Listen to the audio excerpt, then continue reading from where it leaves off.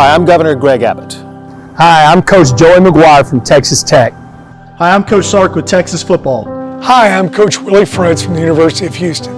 Hi, I'm Coach Elko from Texas A&M. There is a growing danger in our communities and schools: fentanyl. It has claimed the lives of thousands of innocent Americans and is now leading cause of death in young adults. One of the best ways to prevent tragic fentanyl deaths is through education. Just one pill kills. That's why you should only take prescription medication specifically for you and filled in a pharmacy. Never take a pill you got from a friend or on social media. Just a few grains of salt worth of fentanyl is enough to kill you and take you away from your loved ones. You can't see it, you can't taste it, and you don't know if it's there. So please, learn about the dangers of this deadly drug. Talk to your parents, your friends, your teammates, and remember, what we do today may save the life of someone you know tomorrow.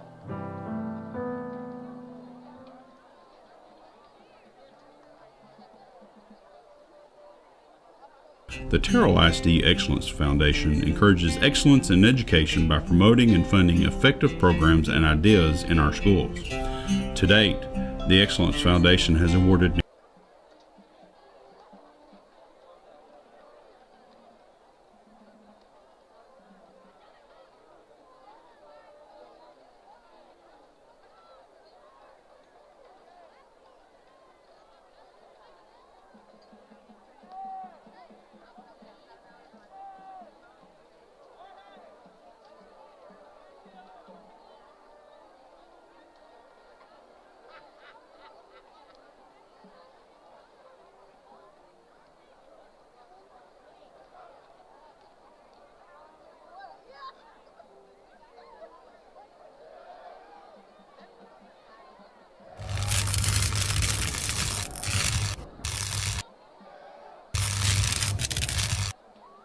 The Terrell ISD Excellence Foundation encourages excellence in education by promoting and funding effective programs and ideas in our schools. To date, the Excellence Foundation has awarded nearly $750,000 in grants to Terrell ISD teachers and students.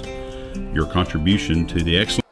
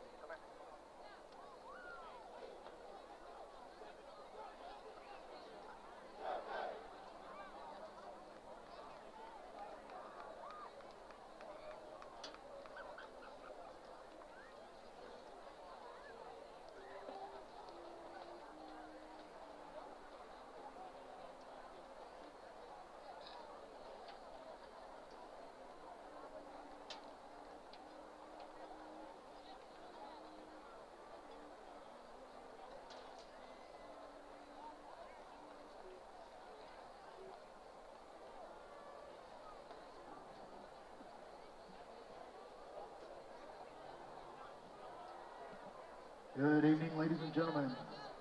Glad to have you with us on another Friday night in Terrell, America. Welcome to Memorial Stadium. Foundation. Game between the Crandall Pirates and your Terrell Tigers. This game is being conducted according to the rules and regulations of the University Interscholastic League. Remember, fans, good sportsmanship is a vital component of educational athletics. The UIL and its member schools are dedicated to promoting sportsmanship around the state. As fans, you have the opportunity to help promote sportsmanship by refraining from derogatory remarks and gestures to players, coaches, officials, and other spectators. Please consider the time and effort put forth by all those involved in making tonight's game possible. This includes our game day staff, all members of the bands, cheerleaders, pep squad, color guard, as well as other school representatives and student organizations present tonight. We ask you, as students, parents, and citizens, to demonstrate kindness and respect toward everyone involved. Remember that by doing so, you are playing an important role in continuing to encourage competitive athletics and allowing all of us to feel pride in our communities and schools. We thank you very much for your attendance and cooperation, and we hope that you enjoy tonight's game. The official for tonight's game has been mutually agreed upon by representatives from those schools. Tonight's officiating crew is from the Dallas chapter, and their roles are: headline judge, Scott Carroll; at umpire, Barry Jenkins; at line judge, Don Shamlin; at back judge, Darius Mitchell; and wearing the white hat at referee, Randy Moose. Fans, at this time, please put your hands together and make some noise for your Terrell High School varsity cheerleaders. Sophomore, Reagan Fitzgerald. Sophomore, Kira Lee. Sophomore, Haley Sue Metter. Sophomore, Linda Sue Buchanan. Sophomore, Eileen De Leon. Sophomore and All-American nominee, Allison Alford. Junior, Kelsey Juarez. Junior, Riley Hernandez. All-American Junior, Tori Rucker. All-American Junior, Alana York. Junior, Miracle Bird. Senior, Natalie Sanchez. Senior and All-American nominee, Nicolette Little. Senior All-American nominee and co-captain, Lexi States. All-American senior and co-captain, Camille Gillespie. And senior manager, Allison Hamilton. And now, ladies and gentlemen, it's time to announce our cheerleaders of the week.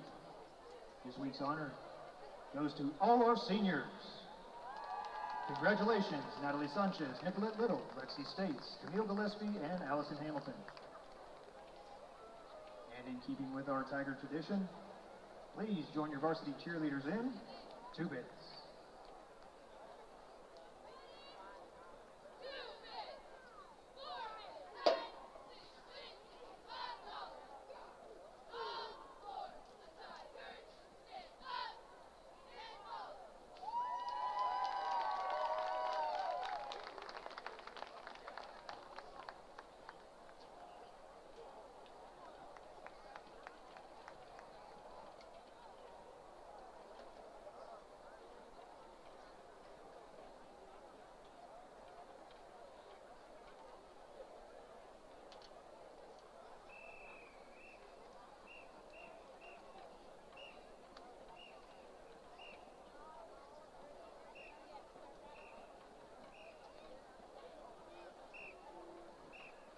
And now, Tiger fans, with tonight being our final regular season home game, we'd like to take this opportunity to celebrate and recognize all the Friday Night Lights senior class members of Terrell High School. This includes members of the Terrell Tiger football, athletic training, cheer, Tigerettes, FFA, band, and color guard. We begin tonight's recognitions with our seniors from Terrell Tiger varsity football.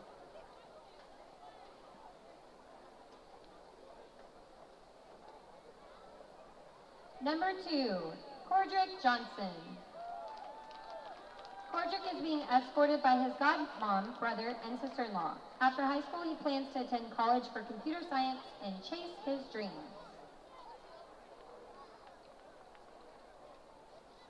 Number 3, Tamayan Ambers. Tamayan is being escorted by mom, Ferronda, brothers Kylan and Deuce, and sister Aranda. After high school, Tamayan plans to continue his student career in higher education.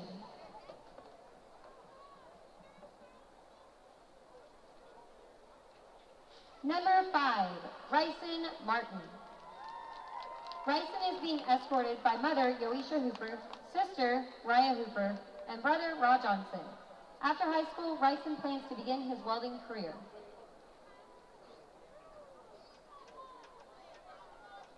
6, Ibrahim Fofana.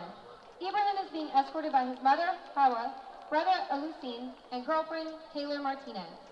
After high school, Ibrahim plans to attend Texas A&M University to become a veterinarian. Zyron James, number 7. Zyron James is being escorted tonight by his mom, brother, sister, and grandmother. After high school, Zyron plans to continue his student career in higher education. Number 15, Ernest Woods. Ernest is being escorted by mom, Erica Jackson, Tiffany Jackson, and sister, Destiny Jackson. After high school, Ernest plans to join the Army and become a diesel mechanic. Number 18, Demarze Spencer. Demarze is being escorted by mom, April Hardy, dad, DeMarco Spencer, and brothers, Devontae and DeAndre. After high school, he plans to attend college for a business degree and start his own demolition company. Number 27, Carrington Johnson. Carrington is being escorted by his mom and sisters. After high school, Carrington plans on playing basketball while attending Southwest Christian College. Number 28, Jaden Hall. Jaden is being escorted by his mom, sister, aunt, grandmother, uncle, and a picture of his dad in loving memory as he continues to look over Jaden. His plans after high school are to go to college and continue to play football while pursuing a degree in physical education to become a coach. Number 32, Amir Jones. Amir is being escorted tonight by his mom and dad. After high school, Amir plans to serve in the United States Armed Forces. Number 33, Omari Thompson. Omari is being escorted by Natasha Tolware and Orlando Thompson. After high school, Omari plans to join either the Air Force or the Army. Number 42, Fender Boswell. Fender is being escorted by his mom, Candace Boswell, and his girlfriend, Nailani Cook. After high school, he plans to attend the best university to which he is accepted. Number 51, Sean Lee. Sean is being escorted by his mom and sister. After high school, Sean plans to attend college for sports, then become a freelance photographer that travels the world. Number 52, Frank Gatton. Frank is being escorted by his mom, dad, sisters, grandfather, and nephew. After high school, Frank plans to go to Eastville College to get his refrigeration license. And our final senior of 2024 Tiger football is number 88, Keandre Johnson. Keandre is being escorted by his mom, Kiwana Johnson, Uncle Kirk King, and Grandma Diane Johnson. Keandre plans to attend the University of Arkansas to play football. Ladies and gentlemen, your 2024 Terrell Tiger football senior class. Up next, we will recognize our senior football team managers and athletic trainers. Our first team manager is Liliana Soto. Liliana is being escorted by her mom, Brandy, dad, Oscar, and brother, Oscar Soto Jr. Liliana plans to go to Texas Tech University to become a registered nurse. Your other senior manager is Alexandra Rojo. Alexandra is being escorted by parents Ernesto and Sylvia Rojo and little siblings Jorge and Eva Rojo. Alexandra plans to continue her education at a university and study animal science to eventually become a veterinarian. And now, our first senior athletic trainer, Abby Castro. Abby is being escorted by mother Apollonia Olvera, father Antonio Castro, and siblings Denise and Carlos Castro. After high school, Abby plans to attend college, majoring in business and marketing. Roderick Irvin. Roderick is being escorted by Amanda Irvin and Roderick Irvin Sr. After high school, Roderick plans to serve his country by joining the military. Brianna Muro Escobedo. Brianna is escorted by mom, Raquel Escobedo, dad, Isidro Muro, and brothers, Emmanuel and Mateo Escobedo. After high school, Brianna plans to continue her education to Stephen F. Austin and major in criminal justice to become a police officer. Bella Hernandez. Bella is being escorted tonight by her sister, Andrea Hernandez. After high school, Bella plans to attend college and major in advertising and business management to become a sports analyst. Alani Lopez. Alani is being escorted by mother, Anna Martinez, father, Rudy Lopez Jr., stepmother, Sarai Lopez, stepfather, Alex Dagley, and her siblings. After high school, Alani plans to attend college and major in kinesiology. Lexi states, Lexi is being escorted by mother, Lindsay Harvey, father, Sean Harvey, sister, Riley Harvey, and her cheer coach, Chrissy Metter. After high school, Lexi plans to attend Texas Tech University, where she will major in kinesiology with a minor in sports medicine, as well as obtain a master's degree in athletic training. Ladies and gentlemen, once again, the Tiger football and team managers, as well as athletic trainers. Up next, we honor the senior class of Terrell High School varsity cheer. Our first senior cheerleader is Allie Hamilton. Allie Hamilton is being escorted by her mom and dad, Ryan and Ryan Hamilton. Allie is also escorted by her sister Gracie and brother Owen. After graduation, Allie plans to attend Texas A&M University to pursue a degree in hospitality, hotel management, and tourism. Natalie Sanchez. Natalie Sanchez is being escorted by her mom and dad, Terrell and Miguel Sanchez, grandparents Irma and Adolfo Salazar, and siblings Miguel and Madison Sanchez. After high school, she plans to attend law school and one day become a lawyer to help as many people as possible. Co-captain, Camille Gillespie. Camille is being escorted by her mom, Carissa Milton, and bonus dad, Kelton Milton. Camille is also escorted by her brothers, DeAndre Wilson and Kyle Milton. After high school, she plans to pursue her love of the medical field by continuing her education and obtaining a medical doctorate degree. Tiger mascot, Braden Lee. Braden is escorted by his parents, Vanessa and Tommy Allgood Jr. Braden is also escorted by his grandmother, Lori Thomas, and siblings Kira Lee and Noah Lee. After graduation, Braden plans to attend Tyler Junior College and pursue a career in automotive engineering. Morgan Little. Morgan Little is being escorted by her mom, Karen Little, little sister Harper, and aunt and uncle Amanda and Timothy Schmidt. After high school, Morgan plans to major in journalism and go on to be a photojournalist. Give a warm round of applause for your Terrell Tigers senior cheerleaders. And now it's time to recognize the senior class members of Terrell High School FFA. Our first senior, Anaí Duran. Anaí is being escorted by Ana and Jorge Duran. After high school, she plans to attend Texas A&M Commerce and major in animal science. Penelope Malone. Penelope is being escorted by her dad, Randy, sister Miranda, and brother Connor. After high school, Penelope plans to attend Texas A&M Commerce and begin her career as a vet tech and eventually become a veterinarian. Kendall Lopez. Kendall is escorted by Amy Beasley and Christian Lopez. After high school, Kendall plans to attend Concord Career College and become a dental hygienist. Cheyenne Chantasang. Cheyenne is being escorted by Brandy and Dakota Chantasang. After high school, Cheyenne plans to attend Glenn College and major in animal science and work as an artificial inseminator and a vet tech. Hannah Dawes. Hannah is being escorted by mom, Amber, and bonus dad, Stephen. After high school, Hannah is planning to attend Texas A&M University to major in business management and eventually become a veterinarian.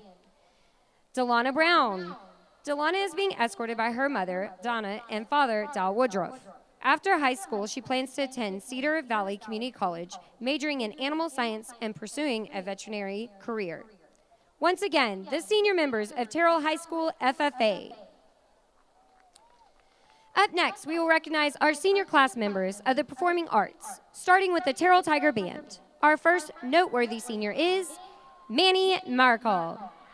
Manny Maricol is being escorted out by his brother, Sergio Madrano, mom, Lucilla Maricol, and sister, Cami Maricol. Manny serves as flute player. His plans after graduation are to attend Texas State Technical College. Luis Ortuno. Luis is being escorted by his father, Luis Ortuno Sr., mother, Lily Marlin, and his two sisters, Stephanie and Ariana. Luis serves as a tuba player and a section leader. His future plans are to attend TVCC Athens for their welding program. Annabelle Hyatt.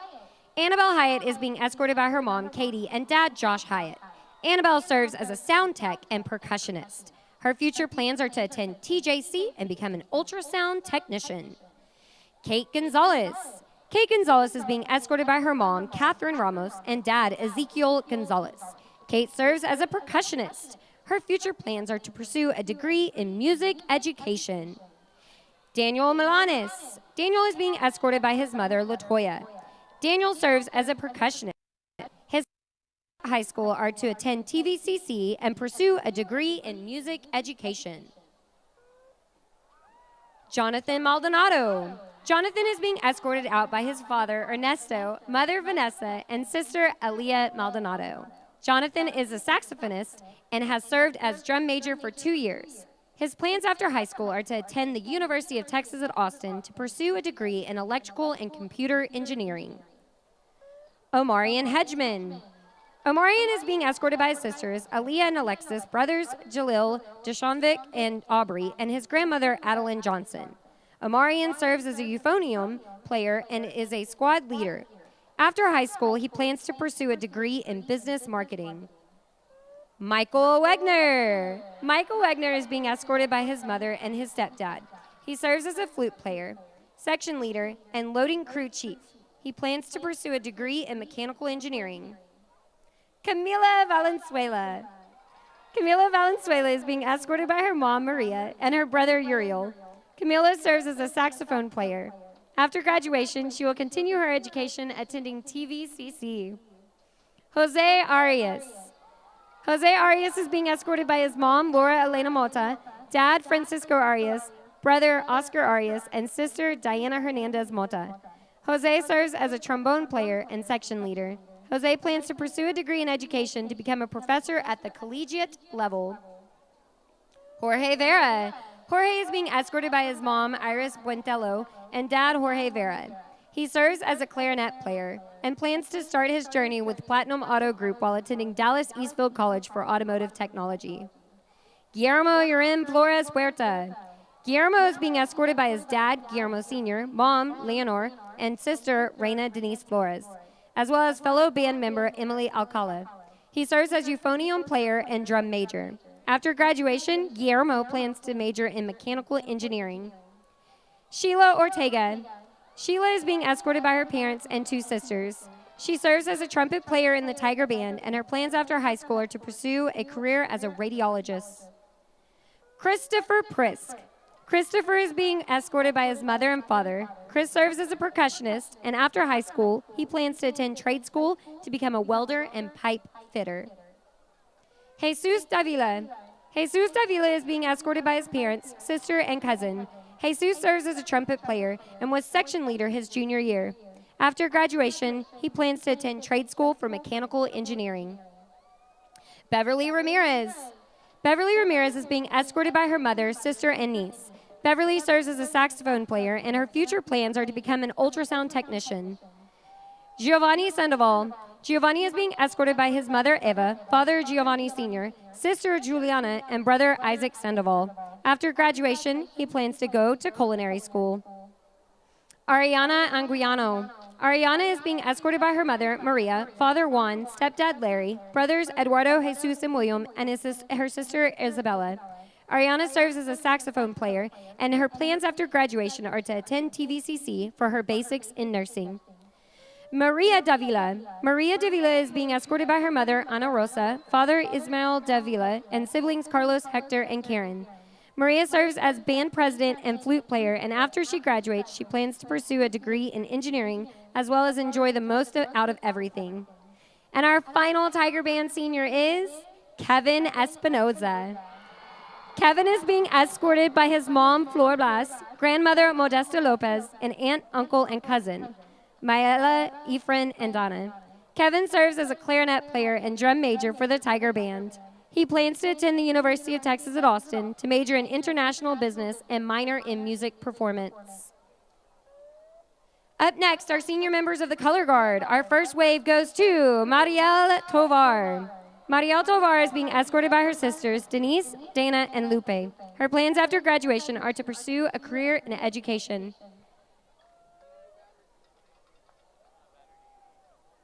Mirage Thomas. Mirage Thomas is being escorted by her mom, Sylvia Willis. Mirage is a flute player, a member of the Color Guard, and serves as a section leader. After high school, she plans to attend college at TJC. Zoe Montoya. Zoe Montoya is being escorted by her mother, Gina Montoya, her father, Hilario Montoya, her sisters, Symphony and Isabella, and her brother, Hilario Jr. Zoe serves as the captain of the color guard, and after graduation, she plans to attend the University of Texas at Austin to pursue a pre-med pathway to become a pediatrician. Miranda Torres. Miranda Torres is being escorted by her mother, Viviana Rangel, father, Jacobo Torres, and brother, Jacob Torres. She is a clarinet player and co-captain for the color guard. After high school, Miranda plans to attend Texas State University to major in criminal justice. Ladies and gentlemen, your 2024 Terrell Tiger Band and Color Guard senior class. And now our final recognitions this evening are for the senior class of your grand champion Tigerettes. High kicking off the list is Katrina Mendoza.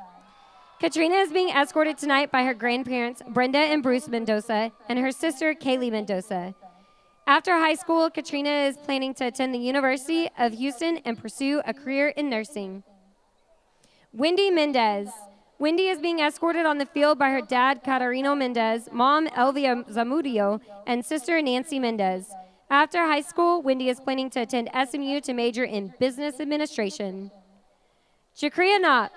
Jakria is being accompanied on the field by her mother, Paula Yem, and father, Richard King. After graduation, Jakria plans to attend University of North Texas and major in computer science. Anaya Butler.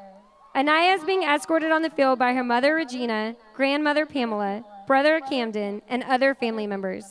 After high school, Anaya plans to attend UT Tyler to major in cyber security. Avery Coltharp. Avery is being escorted on the field by her parents, Ashlyn and Clay Coltharp, her sisters, Callie and Emma, and her brothers, Cade and Josh. After graduation, Avery plans to attend Tyler Junior College and pursue a degree in business management. Juanita Pena. Social officer Juanita Pena is being escorted on the field by mother Martina, father Guillermo, brother Adolfo, and sister Kimberly Pena. Juanita plans to attend Texas Tech University to study nursing and specialize in neonatal intensive care. Eden Nichols. Social president Eden Nichols is being escorted and accompanied on the field by mother and father Melissa and Mark Nichols. After graduation, Eden plans to attend Dallas College to major in baking and pastry arts. Sandra Brown. Senior Lieutenant Sandra Brown is being escorted tonight by her mother, LaQuindalyn Washington, brother Arnelius Brown, and father figure Brandon Morris. Sandra plans to attend Texas Christian University to study and pursue a career in ultrasound technology and NICU nursing. Brianna Strambler. Senior Lieutenant Brianna Strambler is being accompanied on the field by her parents, Erica and Alan Strambler, along with her sisters and grandmothers. Brianna plans to attend Texas State University to major in early education. Malaya Verdun. First Lieutenant Malaya Verdun is being escorted on the field by her dad, Chris Verdun, mom, Amber Carver, stepmother, Heather Kraft, and her brother, Lucas Verdun. After high school, Malaya plans to attend Texas State University and major in criminal psychology. Mackenzie Knowles. Captain Mackenzie Knowles is being accompanied on the field by her parents, Amanda and Roger Ransom, along with her sister, Taylor Knowles. After high school, Mackenzie plans to attend college and pursue a career as a dental hygienist.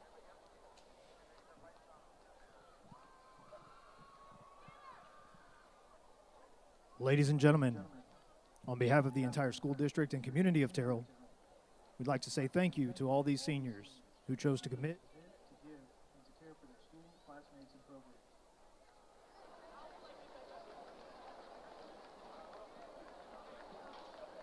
Seniors, we greatly appreciate and are proud of all that you've done as a Terrell Tiger. Thank you. Ladies and gentlemen, one more round of applause for all our seniors.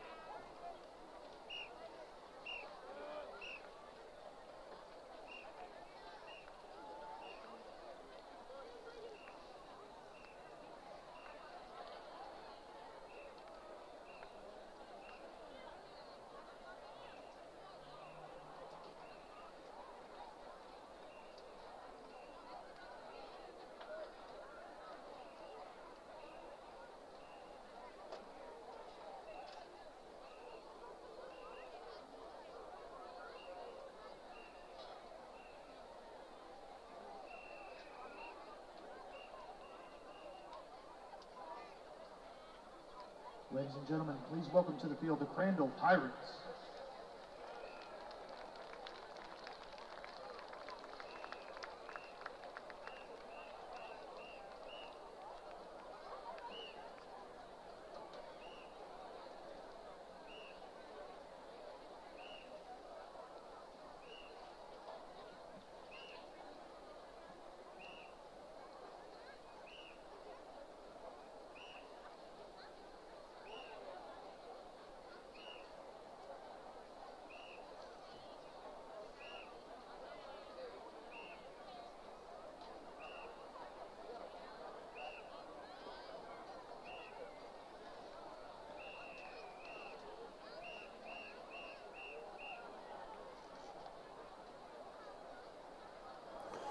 Brant Davis, Studio 101. Brant Davis, Studio 101.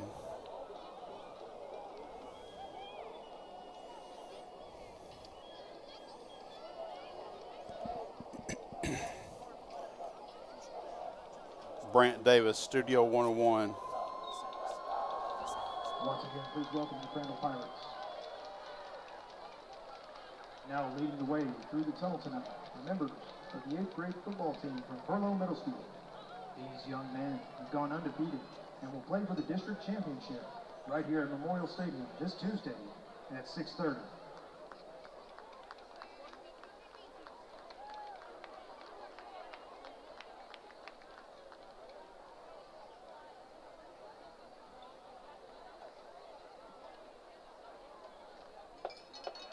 The 8th graders from Terrell Middle School.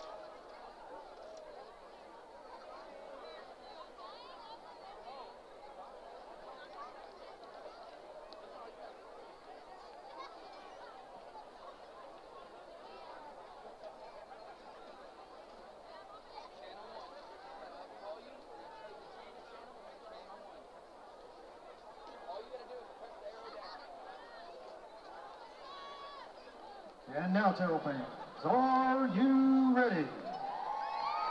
Terrell fans, are you ready? Here comes your Tigers!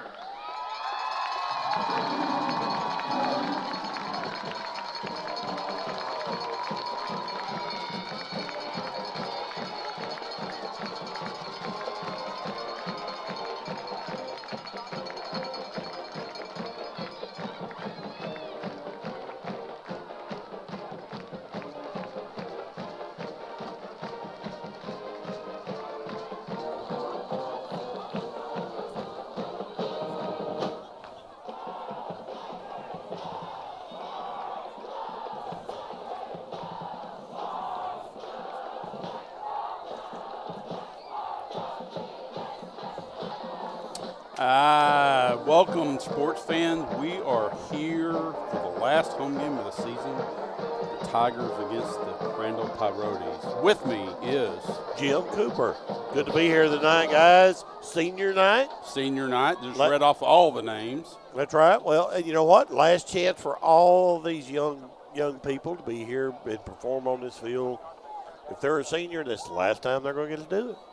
That is very correct. Special night for them and their parents, for sure, because there's been a lot of kids, excuse me, that have come through the program, athletes, cheerleaders, Tigerettes, band, FFA, student council, you name it. Everybody's been out there, and they've been doing a good job for 4 years, and this is one of those culminating nights for them, you know, except for actual graduation. That's right. Well, it's a recognition night. Yes. And you know what? We need to give them recognition. These kids out there are working hard in all their different areas of expertise. And they always put in extra time, before school starts for all of them, so it's a good thing. Well, Chuck, what do you want to open up with? You want to recap of last week, or do you want to talk about playoff implications as we're looking at the team captains going out there for the flip?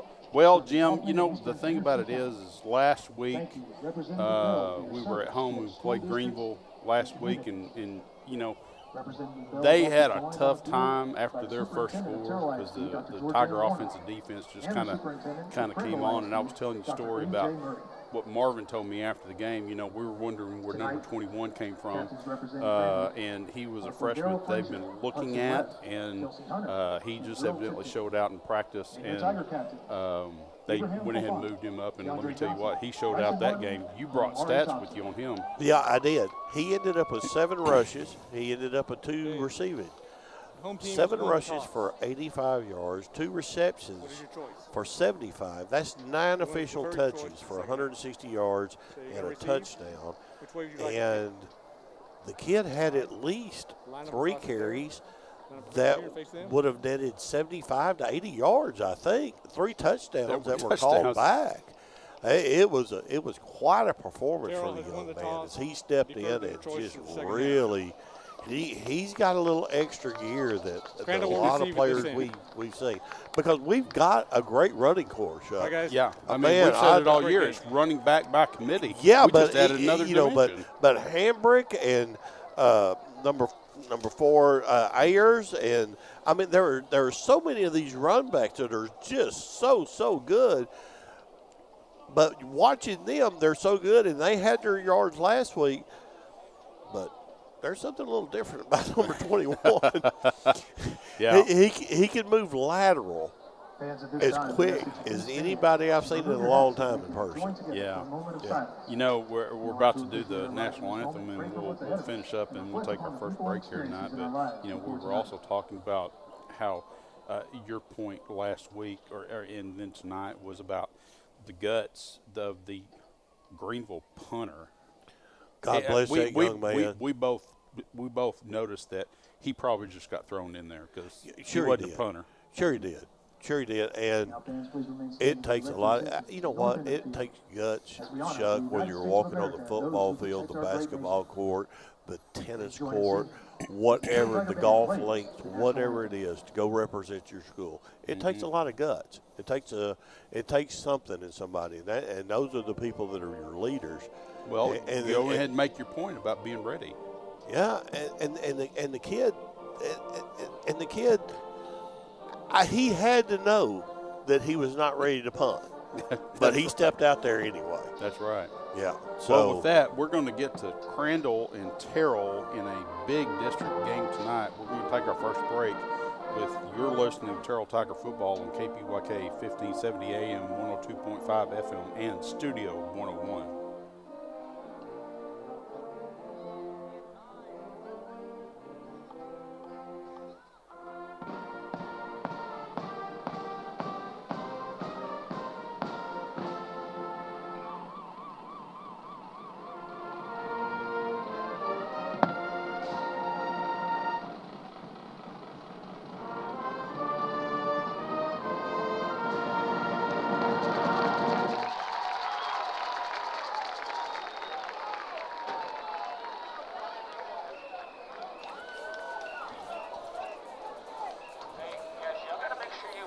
All right, Jim, we're coming back to it. National Anthem by the Fighting Terrell Tiger Band just finished up, and we're we were talking through the coin toss. I'm sorry we didn't catch that, but you know what? It'll be okay. Somebody's going to kick it. Somebody's going to kick it. Somebody's going to receive it. Somebody's going to be on offense. Somebody's going to be on defense. Exactly. You know, the games that we talked about at the end of the broadcast last week that we need to look at because we're in contention.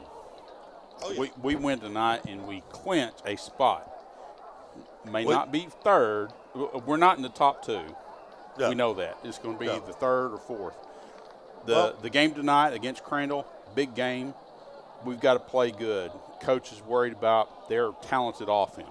They are talented. They are talented offense. Their quarterback is two-dimensional, and he can throw the ball. Yep. I mean, he's something. The other game that tonight that I want to keep an eye on is Mesquite Poteet and Ennis, because we're in it against really Poteet. Okay. And then the other one is Midlothian, and Kaufman and Greenville are playing tonight. Yep. Greenville's having a hard time. Corsicana's playing Midlothian tonight. Corsicana's having a hard time. Corsicana's having a hard time. They're going to have a real hard time tonight. So it's our game and Poteet and Ennis tonight, and they're playing in Ennis. So, it's a home field advantage for them.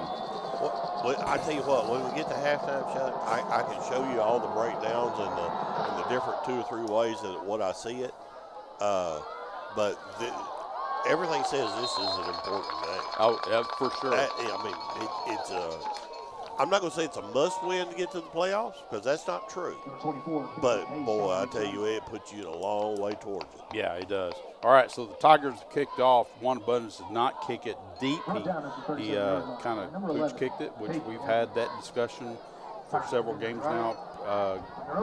Crandall fields it about the 32 and gets it out about the 37-yard line. It looks like that's where they're going to have first down and 10. The quarterback for Crandall, he's not your typical looking quarterback, but you know what? He's got a snap quick arm. I was watching him in pregame a while ago, and that first play that went out to the flat shows you just that. Well, that's 8 yards just in the blink of an eye. The Terrell secondary has got their work cut out for them tonight. They're going to have to be on these receivers and not let anything get behind them. They are on the 43-yard line. The hash closest to their bench. Their backs are against Ben Gill Park. There's another throw out to the flat. This time it went to the right. And was netted almost a first down. I think they're going to move this because it's right at the yard market. Yeah, I think it was a yard pass or so when he caught it. Then the Terrell defense put him back. You don't like to see those 2 quick passes completed, but at least so far they haven't gotten behind the defense. Yeah. All right. Quick to the ball. They're in twin set both times. Here comes the pressure from the Tiger defensive front. The Crandall quarterback rolls out to the right, which is towards our bench. He has nobody to throw it to. So to your point, the secondary stepped up, but we also got pressure on him for the first time tonight. That makes your defensive secondary so much better when the front 7 or however many of the front 7 they send to pressure can get pressure on that quarterback, get in his face, make him hurry up, make a bad decision. Here's Crandall. Quarterback is in the shotgun, same yard marker, 47-yard line, 2nd and 10. He's going to throw it out quick to the flat at the 50. It's caught, and it rumbles down to the Tiger 45-yard line. The thing about getting pressure on him is it's got to be quick because the play goes so quick. It does. It's he's one of those guys. I'm not trying to say he looks like Tom Brady, but he has the Brady quality of getting rid of the ball quick. I'm not trying to say he looks like Tom Brady, but that's one of the things that made him so successful. He got rid of the ball quick. Yeah, here they are. They've got trips this time instead of a twin set both sides. Quarterback throws it out to the number 3 receiver, the closest one in, and makes a catch out in the flat, and that kid has made a couple of side steps, and he's in the end zone for a Crandall Pirate touchdown really quick. Well, I think we saw 5 plays that all had the same philosophy. And the first 4, the Terrell defensive backs got in and kept it in front of them, and the defensive people got some pressure on them. On that one, he was out there, and the defensive backs just weren't in position to make a tackle. It was the first time they got into a trip set that time, and it was on the wide side of the field, which is the Crandall bench. The kick is up, and the kick is good. 10:43 left in this first quarter against Terrell and Pirates, and I think we'll just keep it right here. So the Pirates are up 7-0. Now comes the time when the Tigers, they've got to play Marvin Sedbury style football to control the clock. Yes. Because what we just saw was Crandall's going to go quick. Well, they are. But, the thing is, though, Chuck, even though they went quick, it was a very Terrell-like drive. And if they had 4 or 5 plays that were successful, then somebody busted a big one. Terrell could do the same thing. They're just doing it on the ground versus Crandall doing it in the air. Right. Here's the other thing, Jim, and kind of been like this most of the year, and it was this way last year, where if we're on defense first, we kind of start off slow. Well, yeah, there may be something to that, Chuck. I hadn't really thought about that, but, there may be something to that. The main thing is the offense has got to get out there, and even if we don't take it down and score, we need to make a couple of first downs. We need to, like you say, run the clock, give the defense a little time to rest and to acclimate to this passing game, because I don't think they've seen a passing game quite like this year. No, not at all. They've only seen it on film for this week. Right. They've seen. There's a kick from Crandall. He boots the ball. That kid's got a big leg. He's fielded at the 8-yard line, going right up the middle. Now we're trying to get around the corner. And the inadvertent whistle, because our guy, number 9, is still on his feet. That's Brian White. He's still on his feet. Evidently, he touched. He didn't make a fair catch. Nope. And he was running hard. It was just premature whistlation. Premature whistle. Well, that's the only thing I can think to call that, because he shouldn't have blown that whistle, because the kid was still running. Jim, I like it. Yeah. I like it. All right. But no matter whether you do or not, that's where you're sitting. That's where it is. That's where it is. All right. 21-yard line. Tigers come out. Cooper, the snake, Kinnemer, is in the backfield. 2 behind him. He's under center. He's going to fake the toss sweep and keeping himself, follow the blockers over the right side. And it looks like he's going to pick up about 2 yards out to the 25-yard line. Tigers' backs are against the scoreboard or the cemetery end. Quick, Cooper's in the shotgun, hands it off to the back to his left, and it goes right once again. I'm trying to see. They're moving so fast I can't see. Terrell's going with hurry tempo, up offense. But then tackle moves prematurely. And Terrell, that's going to be a false start on Terrell, so that's going to back him up. Now, that'll probably slow down the play call at this point in time, because it was going to bring up 3rd down and 3. Now it's going to bring up 3rd down and 8. Yeah, I couldn't tell who he handed it off there. The RPO is very, very important for Terrell. Yeah. Some reason I think Crandall maybe watched some film this past week. Yeah. And understands that more than you and I do. So I think pressure going fast is good. Cooper's under center and tossed back to him. Mishandled by the back. Cooper has nowhere to go. He's being chased by 4 or 5 Crandall Pirates. Looks like he gets back to the line of scrimmage. He went a long way to get back to the line of scrimmage, though. That's going to bring up 4th down. Well, 2 mishaps. 2 mishaps. A penalty and a mishap. A penalty and a mishap, because he tossed that back, and it was just above the kid's head. He had a hard time controlling it. Lucky to get back on that ball and be in the place for Juan to punt it. Yeah. Juan is standing back at the 12-yard line, it looks like, on Bundes. 9:25 to left in this first quarter. We are still shuffling people in and out. I think that punt came up a little quicker than some people thought. We're going to get to – no, he got it off. Actually, Marvin called the timeout. I think it would have been on time. It was close. But Marvin called timeout because it was at 2 seconds and counting when he called it. So it was going to be close. Yeah. And you know what? At this point in the game, that's a great use of a timeout. I mean, it's a first half timeout. How many times do you go in to halftime and still have 2 or 3 of them left? Yeah, exactly. Make sure you don't get another 5 yards back. And Juan, that was a nice punt that he hit. It wasn't tremendously long, but it was very high and everything. The kickoff coverage team could have been there. So let's hope that he replicates that punt he just did. Well, let's at least that one, right? 23-yard line is where we're talking about. Their backs are against the scoreboard. It's 4th down and 8 for the Tigers. One of us is now standing at his 10-yard line. Great snap. Good kick is up, and it's not a great kick. It's fielded at the Terrell Tiger 48-yard line by the Crandall Pirates, and our receiving team did have him bottled up, but he's got some wheels on him. He's still up, and then finally gets run out of bounds at the 45-yard line, so he went a long way for 2 yards. He did, and the punt return team did a good job of keeping their alleys and keeping their lanes, because he didn't go very far front. But we did have a little extracurricular as he threw him out of bounds there, Chuck. That's going to cost us 15 yards. That's something we just can't have as a Terrell Tigers. Kicking team. Gets a team mentality. 15 yards. Yeah, I mean, they're already in good field position because they're on our end of the field now. We're going to tack on 15, so they're going to be, down around the, 33-yard line or so? Yeah, that's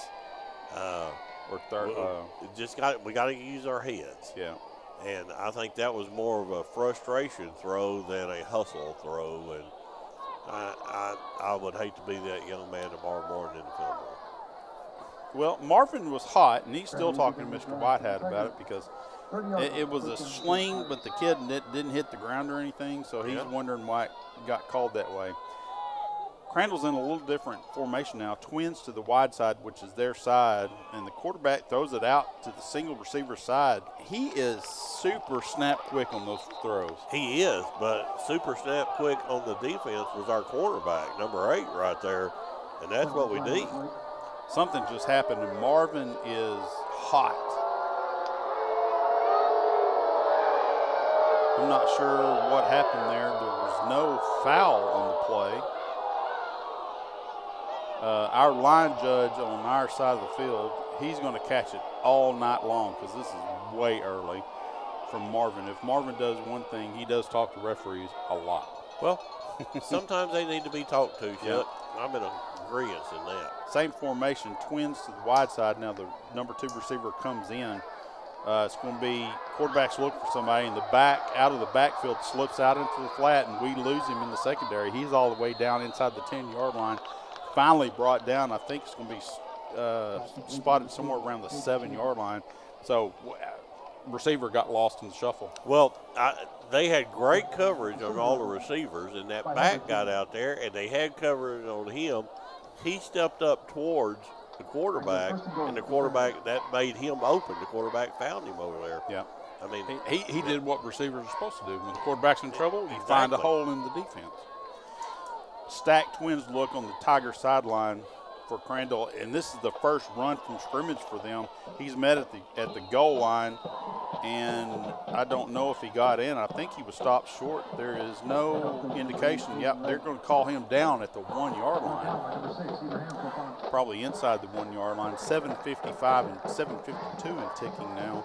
2nd down and goal from the 1 for Crandall. That was their first run from scrimmage, Jim. Yes, it was. There's a second.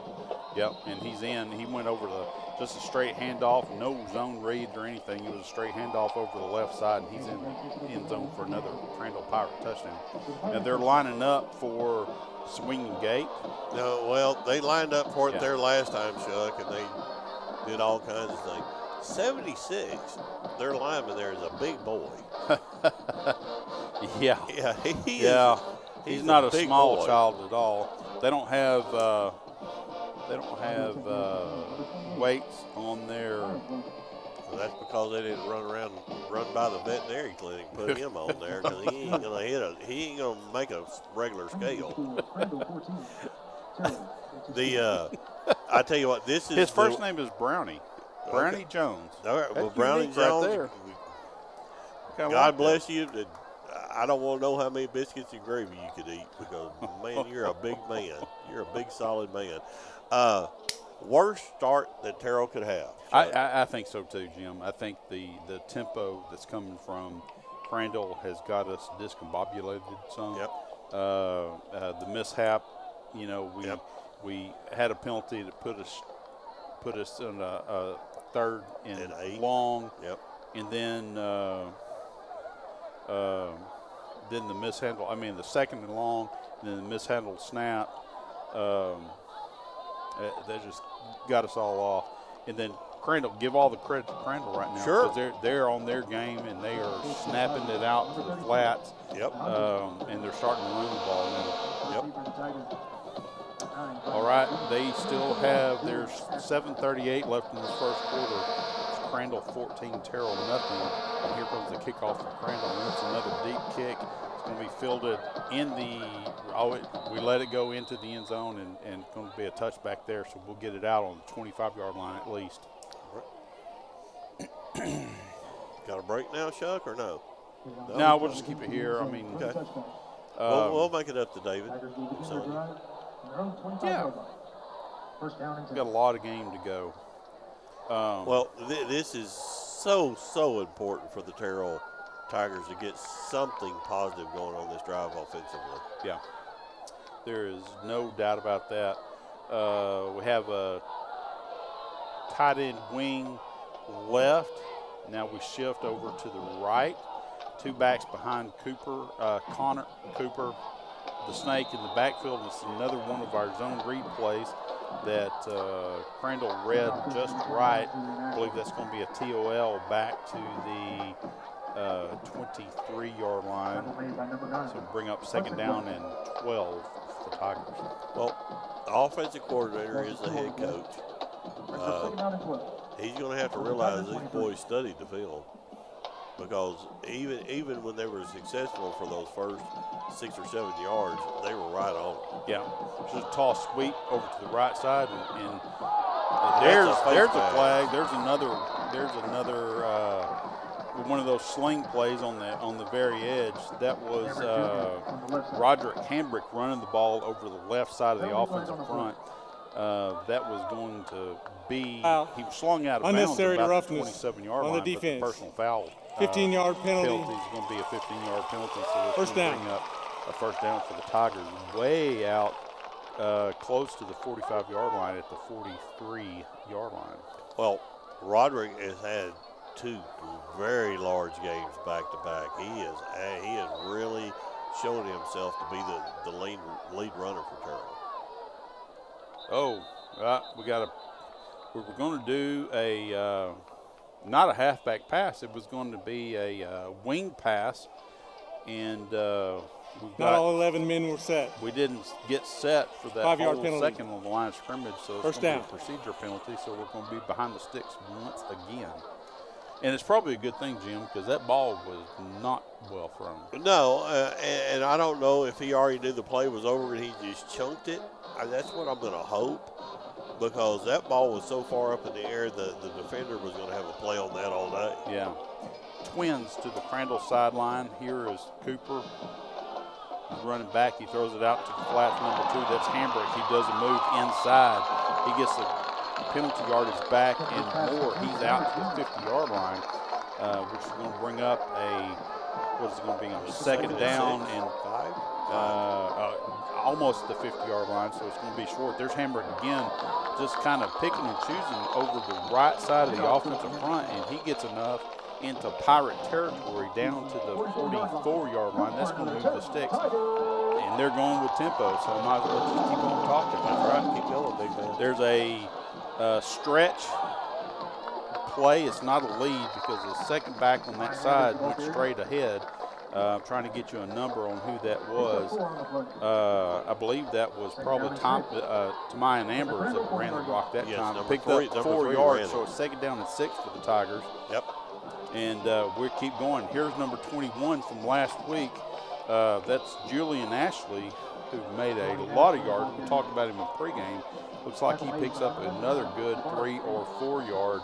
It's going to bring up third down and a 3 or 4. It's going to be a long 3. Is what that is. Yes. Quick. Here's Cooper. He's rolling out to the left side, and he's trying to get the ball to Keandre. First time we've called Keandre's name tonight. Cooper didn't quite get it there. That's a hard throw for a left-handed quarterback. That's an extremely hard throw, and it was on line, except it hit him about the knees. Yeah.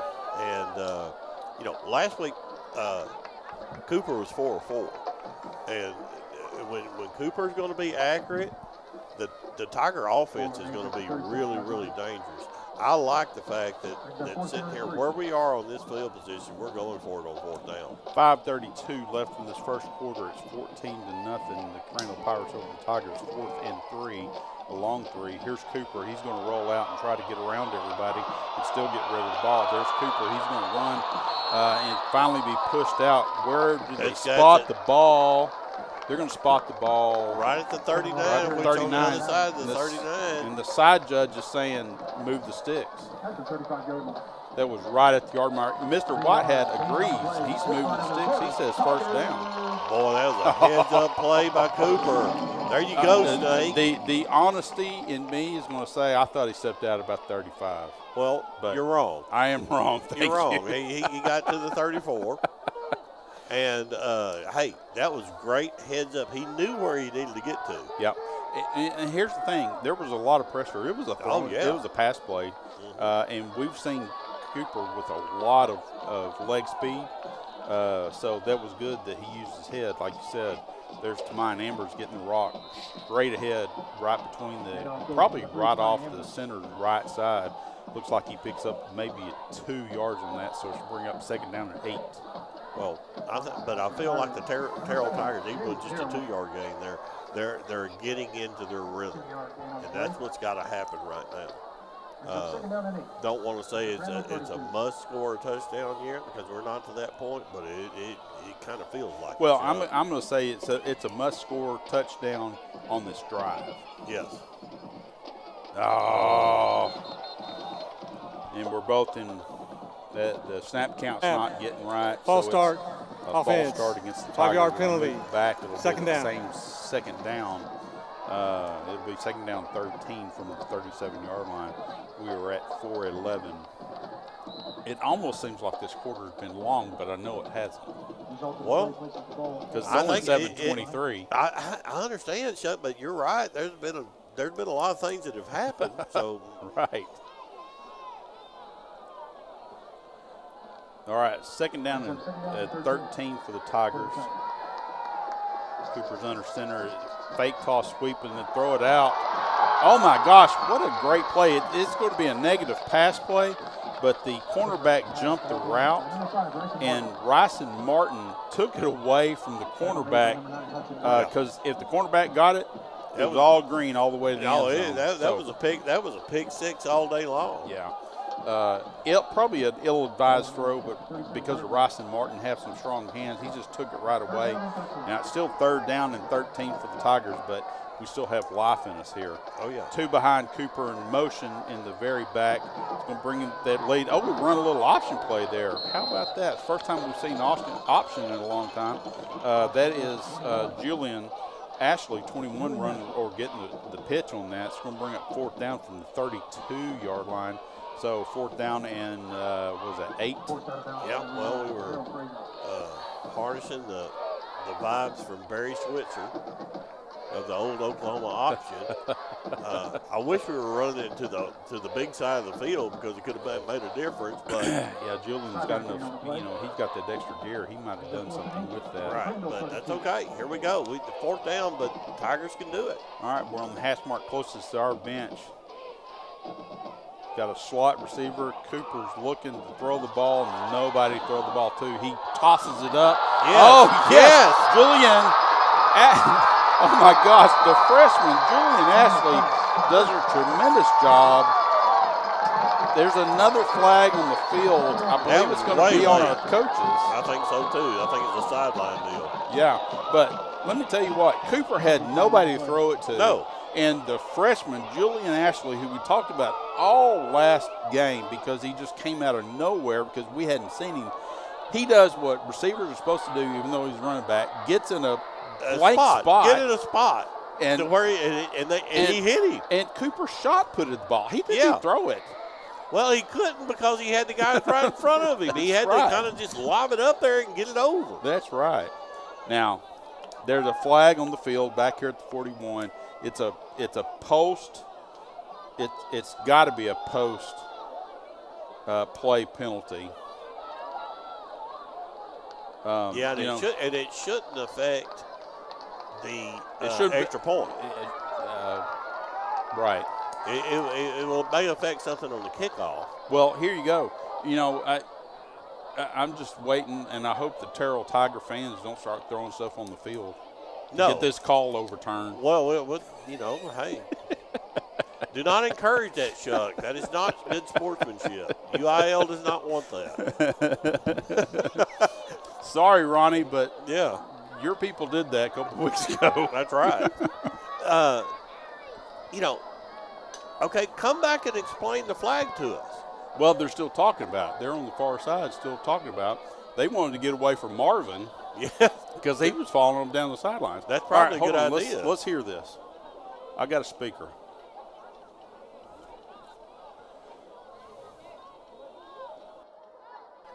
We've got a live speaker in the booth too. Yeah. I don't know. I think you're right. I think it's a sideline thing. I think it is too.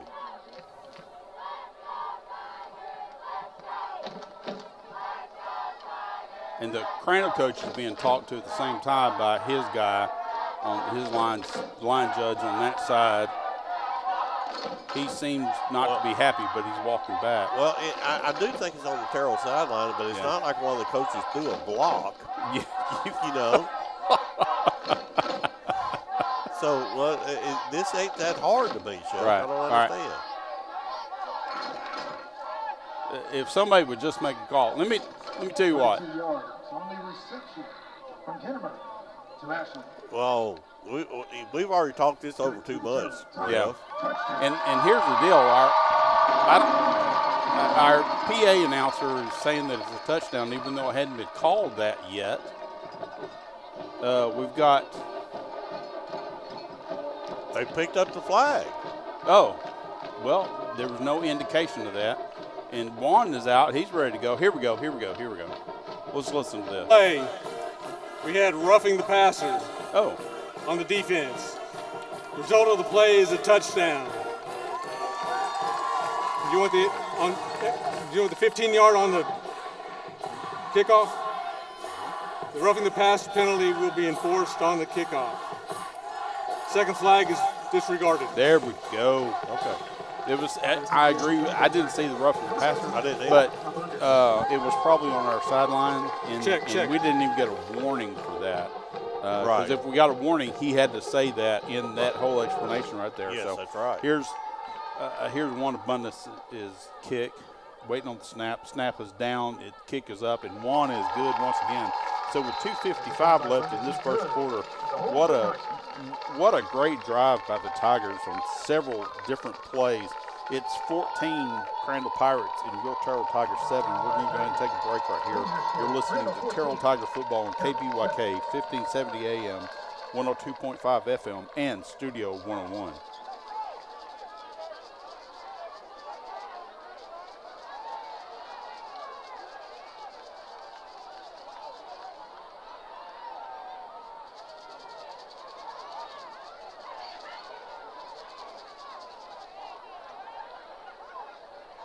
Score updates from around the district. Bennett's leads OT 14-7.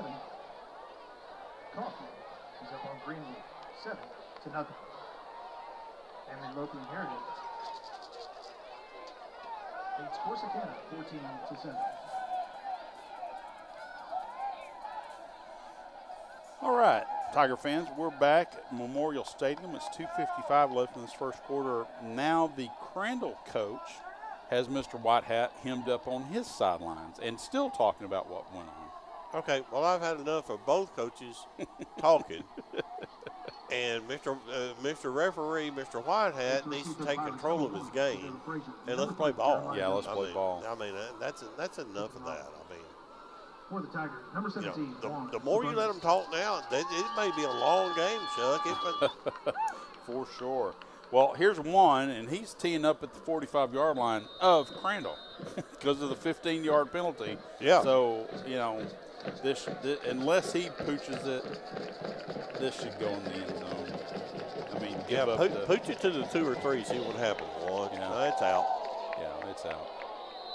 You almost hit the play clock over there on the side, which would be kind of funny. Yeah, I'd like that. Yeah, let's just get this on, because what we need, what happened there, in my opinion, was that the Tigers got a little momentum with that drive. Absolutely. I mean, the freshman playing way above his years in as far as having just that football sense of, you know, you're out there and you got to help your quarterback. You got to get to a spot he could just chunk it to you. Yeah, exactly. Yeah, and then a great run after he called it. Yeah, he avoided 2-3 Crandall Pirates. Yeah. All right, here's the Pirates. They've got Twins out on the wide side, which is their side of the field. Throws it back into the single receiver on the short side of the field. Quick throw once again. That's going to net about 7 yards for the Pirates after the 32-yard line, so it'll bring up second down and 3. Well, that's Crandall's offense. Yeah. That's their running game, or these little flare passes out, quick flare passes and number out. 3 for Crandall, I think that's probably their best. That's Jeremiah Douglas. That's probably their best receiver, because we're going to throw it to him again. And we jumped the route that time. The ball came out. They're going to call him down. Oh, they already call him down. That's yeah, fine. they call him down. Hey, we were right on top of that, and he's the Crandall receiver's calling for a face mask, but number 10, that's Camden Jackson. He was right on top of that receiver. He wasn't going to let him get extra yardage. Netted 1 yard, so it's third down and 2 for the Pirates. Well, you know what they're doing, what these quarterbacks are doing, I think they're starting to gauge. Yeah. And what they need to be careful of is them taking that step right there and then going down the field. The receiver double going down move. the field. Yep. I'm right with you there, Jim. Twins still to the wide side of the field. Handoff inside, and the Crandall running back is going to have enough out to the 39-yard line. That's going to move the sticks for Crandall. Well, that's amazing what all these little flare passes to the side, the quick tosses does when you do decide to run the ball, because everybody's used to trying to go side to side. Now it's coming right at them, and that was a good play. Well, yeah, and when you go twins, both sides like we do, that pulls people out of the box. Yeah. There's another run play. This time, the Tiger front is right on top of it. That's just a one yard gain for the Pirates out to the 39-yard line. Second down and 9 for the Pirates. Well, you know, even on that first drive, we kept talking about the defense keeping the play in front of them, keeping the play in front of them, and not letting them have those big ones. And it happened to them eventually, but this time we'll see if we can keep it from happening. Twins wide side, which is our side. One single receiver out. Ball's thrown up, and we're going to get a flag for pass interference. I think he just got tangled up in the I feet. do too. I think that's ticky-tack there. I think that's a horrible call. So it's going to be a PI on the Tigers. That's going to move the ball forward for Crandall. Yeah, they were both running. It was to get through it 35, 40 in the air. On the defense, they were both 15 running. yards from the previous spot. It wasn't like the receiver First down. stopped running and our guy ran into him. No. I mean, they were both still running. No, he got tangled up in the feet. I agree. That's a bad call. Yeah. Bad call, ref. Bad call. And we're having chain crew woes again. Yeah. Well, oh no. Twins towards the Tiger bench. The ball is spotted at the 46-yard line. One single receiver up top, closest to the Crandall bench. There's another running play right up the middle, and he pinballs off of several people. He gets about 9 yards on that first down play. Well, they had him stopped right there at right past the line of scrimmage, Chuck, and then, like you said, he pinballed. He just kept his legs turning. That was a good run by him. Yeah. Notice what they're not doing. They're not running anywhere close to Keandre. Or when they do, a lot of times they'll run at him if they do run towards him. Fake handoff in the backfield. Now Keandre's kind of moving out. He's trying no. Got him way back there. Now the quarterback's scrambling, trying to find something. Dumps it off. You can't do that as a lineman. Yeah. That's a flag. He throws it to his offensive lineman, and his lineman's going, "What the hell did you throw it to me?" He couldn't do anything but help but catch it. It hit him right right in his very ample stomach. At least he caught the ball. You know? He did catch the ball. That's That's the same 76 I was talking about earlier. Right. That's a large young man. Here's the thing about it: whether he caught it or he threw it down, it was still going to be illegal touching it. You might as well catch it. Yeah. Hey, might as well catch it. He knew it as soon as the quarterback threw it in his direction. He's going, "Oh my gosh, what are you doing that for?" Now we got 2 flags on the field actually. One as the both of them should be for the same thing, I would think. You would think they're just in 2 different areas.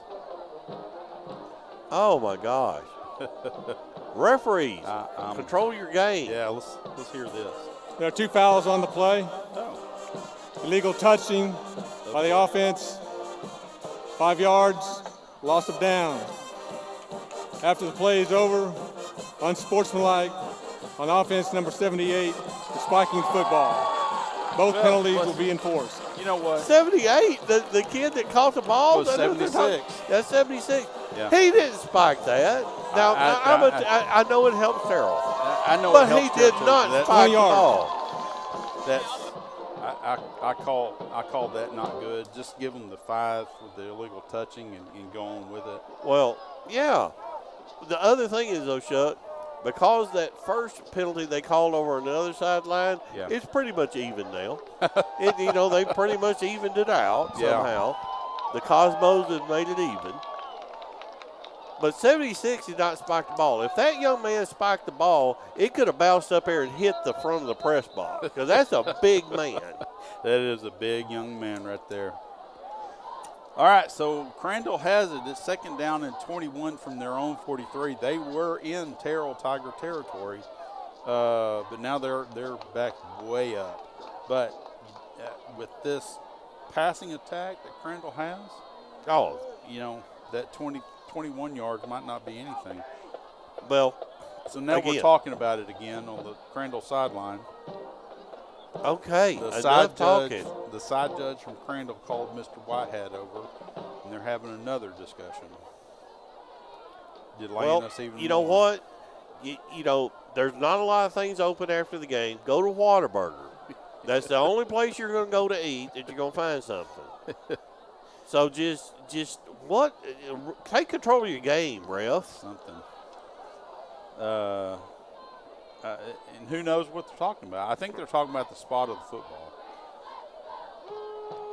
Okay. Well, is the illegal touching, is that a spot foul? No.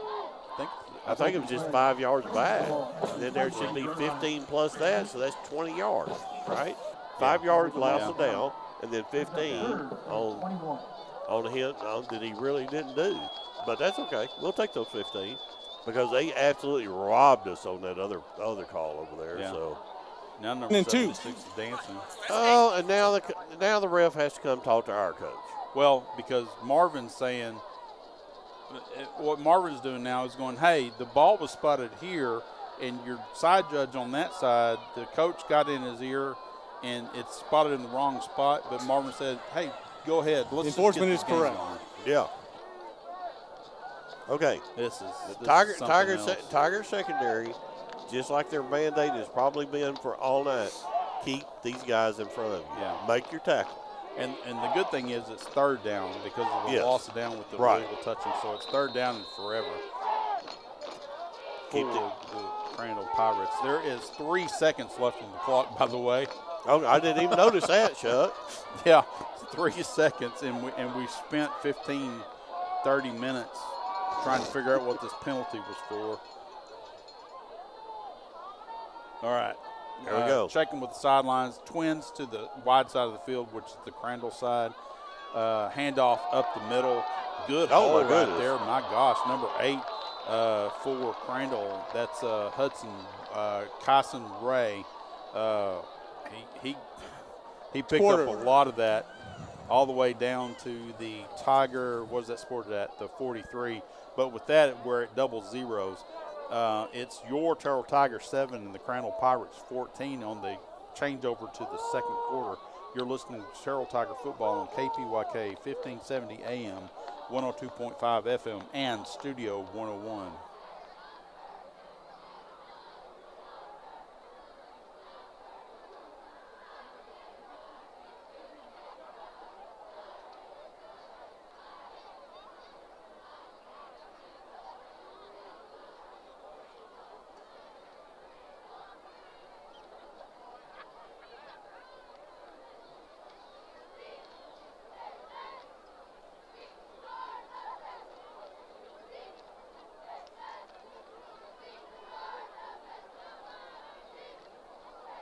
as we begin the second Yeah, quarter. yeah. That's right. Well, and we're talking during the commercial coming back to it, so all of you who are on Studio 101 probably heard us a little bit there. I made the comment about the time of the quarter. That whole interaction right there took 10 minutes. It's ridiculous. Absolutely ridiculous. Watch time, yeah. Here's a very important fourth down in this game. Fourth right down here. and 7 right now. And we need good gosh, that punter is way back there. Yeah, he was. He's going to kick it. That's a good spiral kick right there. It's going to hit at the 5-6 yard line and bounce into the end zone. That's good stuff right there. I bet the punter was 12 yards back from the snap. He was. And to tell you the truth, Chuck, I didn't even notice he was back there. I was expecting him to go for that fourth down. I really was. Based on where they are on the field. Sure. Yeah. And with the offense that they have, that they run, I expected them to go. Yeah, because, if they went for it right where they were, they're giving up 15 yards here where the ball spotted now. So, all right. So, nonetheless, Tigers have it at the 20-yard line on the bounce into the end zone. We are all in tight, 2 tight ends, 1 wing, 1 slot. There's a toss sweep over to the Crandall Pirates sideline, and I believe that is Julian Ashley running the rock. Looks like he picks up about 4 on that, 5. I'm going to give him 5. Let's give him second down and 5 then, and it's out at the 24-yard line. I guess I better give him 4 then since they started this. Well, Danielle Jasmine is back at the helm of the clock over there, and she's Miss Math teacher, Furlough Middle School, and I never go against her math. No, absolutely not. All right, 1 wide out towards the Tiger bench, toss, lead, sweep towards our bench. That's Julian trying to get what he can. He's finally brought down about the 28-yard line, and there's a flag that comes in. That's usually holding where that flag was thrown. Yeah, it is, and it's going to be a shame because that was just another nice, solid run. There wasn't anything flashy about that except his speed. Yeah. But I'm offense, afraid we're going to go back. 10-yard penalty. My guess is it was Second down. on the edge because the tight end and the lead back were blocking the same guy, and I bet one of them grabbed part of the jersey and wouldn't let go. So that holding call is going to bring us back. It's going to bring up second down and 16 probably. Yeah, and that's not what the Terrell offense needs. No. Ball's on the 14-yard line. There's Cooper. He's going to fake the handoff, and he wants to throw it down the field.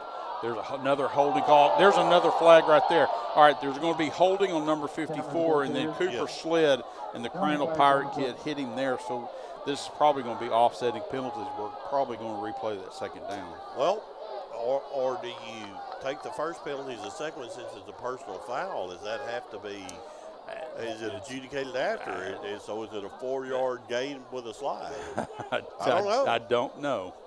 We're going to find out. Well, we're going to take another 15 minutes to talk about it. Well, the thing is, you and I don't know. The problem is, I don't know if they know out there on the field, and that's their job. Yeah, I used to coach. Yep.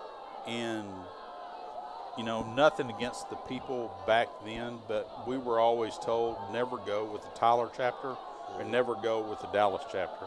So I wonder if that still is in play. There are fouls on both teams.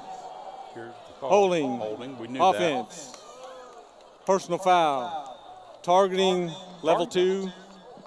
Defense, number 70. Number 70 may remain in the game. Penalties offset.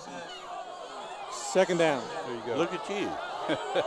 Well, interesting because, of course, you can't do anything about targeting like you can in college football. But I didn't know that targeting did not come with the automatic ejection. Well, maybe it's the level of targeting or I don't know. You get into that gray area, you're talking about if this, if that. You know what? Marvin just gave up. He's going to walk off because I think he's done with the line judge on our side. Yeah. All right, but now we're going to replay second and a whole bunch. Second down 16, yeah. I I'd love to see the Terrell offense get out of this hole a little bit, at least get a couple of first downs to flip the field. I mean, we're backed up against Ben Gill right now at the 16-yard line. We're going to send wide receiver wide. We're on hash mark close to our bench, so we got wide receiver out towards the Crandall bench. There's a stretch to. Come on now, there is number 21. That's a. Here comes some more flags. Let me tell you what, Julian Ashley, I couldn't get it out. Toss sweep to the right. Great blocking everywhere. He pops through. The Crandall Pirate could do nothing but reach out and grab him, and he grabbed him by the face. Grabbed him by the face mask. It'll be another 15 on the end of it. What a great run. Great run. What a great run. Now, here's the difference from the play before. Personal foul. Face mask on the defense. Got the edge. 15 yards to the end of the run. No holding. First down. Good blocks from everybody all the way down the line and sealed the edge for him. Yeah. Man, kid's quick.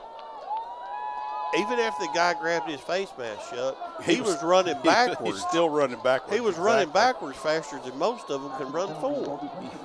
10-25 and ticking. Tigers in a trip set towards the Crandall bench. There's a straight handoff inside. That's number 2, Roderick Hambrick. He does a good job on getting, what was that, 7 yards on that first down? Absolutely.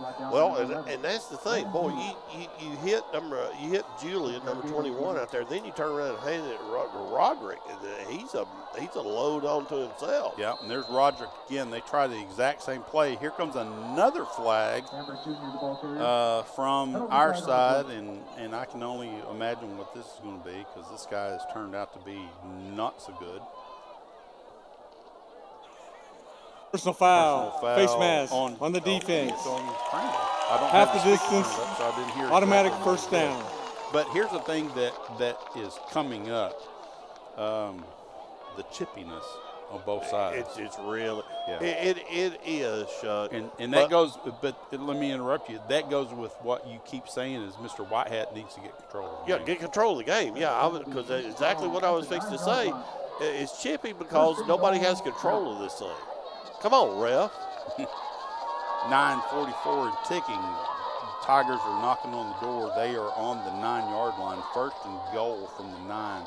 Keandre goes from right to left. There's number 3. That's Tamian Ambers. He gets down inside the 2-yard line.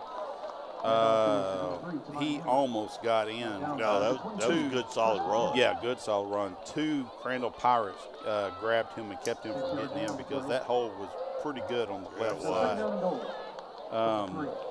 2 in the backfield behind the Snake. We're going to give it to number 3. That's Ambers once again. And Crandall messes up the mojo there. They take control of the line of scrimmage and get him down for a tackle, 1 yard back. So it's going to bring third and goal from the 3. Well, but I think 3rd and goal for the 3. This opens it up. It's better than second down or whatever from way down here. Yeah. This opens. I see a run pass option coming to this side of the field, Chuck. Toss lead back to the right. That goes to Julian Ashley, number 21. He gets close. No. Are they spotting that back at the 3? They may have gave him the 2. All right. And Coach on 4th down is sending in the jumbo package. 4th down and goal. 8:17 and ticking. It's early in this game, so I don't. Well, I don't doubt this call at all. Yeah. Jumbo package to the right. Now they move over to the left. One in the backfield, that's number 2, and he's in. Oh no. I sure thought he got in.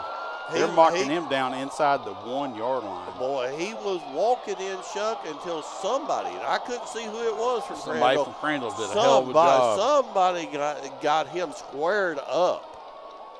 That was a great tackle. Oh, that's hard for Terrell not to come out with points on that. But the good side is they start at. Where did he spot that? The 6-inch line? 6-inch line, yeah. He spotted that ball at the 6-inch line. Yeah. Wow. Come on, man. That is something else. Okay. Not taking any away from the defensive stand from Crandall. No, absolutely not. Because you're exactly right. He hit a brick wall on that side. It looked like he was going to walk in, and then bam, he went sideways. 7:50 here left in this half, and Crandall's out. The quarterback's going to try to throw it, and he throws it to the flat. There's a receiver there, but he was just trying to get the ball away. So 2nd down and 10 from the 6-inch line. Yeah, number 7 from the Tyrell, Kyron James, the defensive end. Holding defense. 10-yard penalty from the previous right there spot. for that rollout. First down. That was a great play by him. Hold on. Something happened. Oh, no. Of course it did. The flag from the far side of the field. That's a 10-yard penalty. I didn't hear what it was for. They don't know what it is for. They probably don't. Here's a nope, that's not going to be targeting there. The quarterback was sliding, but the defender was also going down, which I don't like targeting rules. And I'll tell you why here in a minute. Yeah. So it's going to bring up. He wasn't really sliding. He was more head first, though, Shug. Yeah. Here's my gripe about targeting. 2nd down and 8 for the Pirates. 7:15 and counting. He's going to throw it out to the flat. And let me tell you what, that is a great defensive play. I believe that was Kenneth Allen Jr. over there on that. Number 15. Was it 15? Yes. That's Ernest Woods then. Yeah. Out there at the quarterback. It was about a 3-yard gain. It's going to bring up 3rd down and 2-yard gain. 3rd down and 6 for the Pirates. 6:55 and going till halftime. It's 14-7 Crandall at this point in time. That was a great play from the quarterback spot. Fake roll out, trying to cover everybody, and he catches the receiver on he was stepped out of bounds. Out of bounds. They called him out of bounds. That was the number 2 receiver. He's number 2. He's a tall, lanky drink of water, too. Yes, he was. He was on a drag all the way from the other side of the field, so that brings up 4th down and 6 for the Pirates. I promise you that quarterback is going to ask him why he couldn't get one of those long legs to stay in bounds. That kid probably has to be about 6'6". He's tall and lanky. But that brings on the punt team again. Yeah, I'm telling you, there's 6:35 left in this half. I am not at all. I used to tell my boys, don't gripe about the striped shirts, because here's a catch by the punt, great punt. Yep. It didn't flip the field, but it got us way back to the 44-yard line. Great punt by Crandall, but Julian caught it back at the 44-yard line. That's where we'll take over. I always used to tell them when they're growing up, don't gripe at the officials on the field because you can't do anything about it. Yeah. Let the adults do that. Now, But these guys are terrible. Oh, they're horrible. And for both sides. Yes. What I was going to tell you that while you were still in high school and I was already at A&M, my job was I reffed intramural basketball. Yeah. That was my job. Got paid $3.64 an hour because they couldn't pay me $3.65. Wow. Turf Spider reached up and grabbed, I believe that's Roderick. Yeah. Or was that? Yeah. That's Roderick. Turf Spider got him for a 4-yard loss. Bring up 2nd down for Terrell. But to my point was, since then, because that's a hard job. It's a hard thing to do. And I've always told everybody, you need to give them some slack. But this is horrible. Twins out to the Terrell sideline. There's Cooper Kennemer. He gets all the way back into Pirate territory, right at the 50, I think, is where they're falling down. It's going to bring up 3rd down at 5. So he gets the negative yardage back plus some there. 2 in the backfield behind the Snake. There's a handoff. Is that our freshman? That is our freshman, Ashley, 21, running the rock over the right side. It looks like he picks up 2 to the 48-yard line of the Pirates. And we're wholesaling. Oh, it's 4th down. It's 4th down. Yeah. It's 4th down, and I think this is right. Right here at midfield, with the kind of game we've had, Chuck, I think you bring on the line to punt this ball. And the Pirates have nobody back because they're expecting the fake punt. So if he gets anything on it, it's a decent All right, come kick. on, backspin. Going to bounce sideways. All right, it's going to bounce sideways about the 20-yard line, maybe the 18 or so. Okay, it's 17-yard line. So not bad. No, that's okay. It puts them back a little bit inside their own 20-yard line. So here's my deal on targeting. If an offensive player and a defensive player in the moment are coming together, the only one that's going to get called targeting on is the defensive player, even though the offensive player is lowering their head too. Did you watch the A&M game last week? I did. Where the receiver got thrown out of the game for targeting? No, on that block? I guess I missed that play. Oh, no, yeah. He came in and he came in to block, and he just slobber knocked a defensive back, and he was thrown out of the game. Did he have the ball, though? No. Oh, okay. No, he was blocking. All right, here's Crandall. Fake toss, and then you're going to get it to the tight end, who just kind of hurdles over some people. He's a big boy too. Every receiver for Crandall, I bet each one of them. The shortest one's probably 6 foot. I was going to say 6'2". I mean, but that kid's a big, tall kid. Yeah, he is. There's evidently a flag on this play. Of course there are.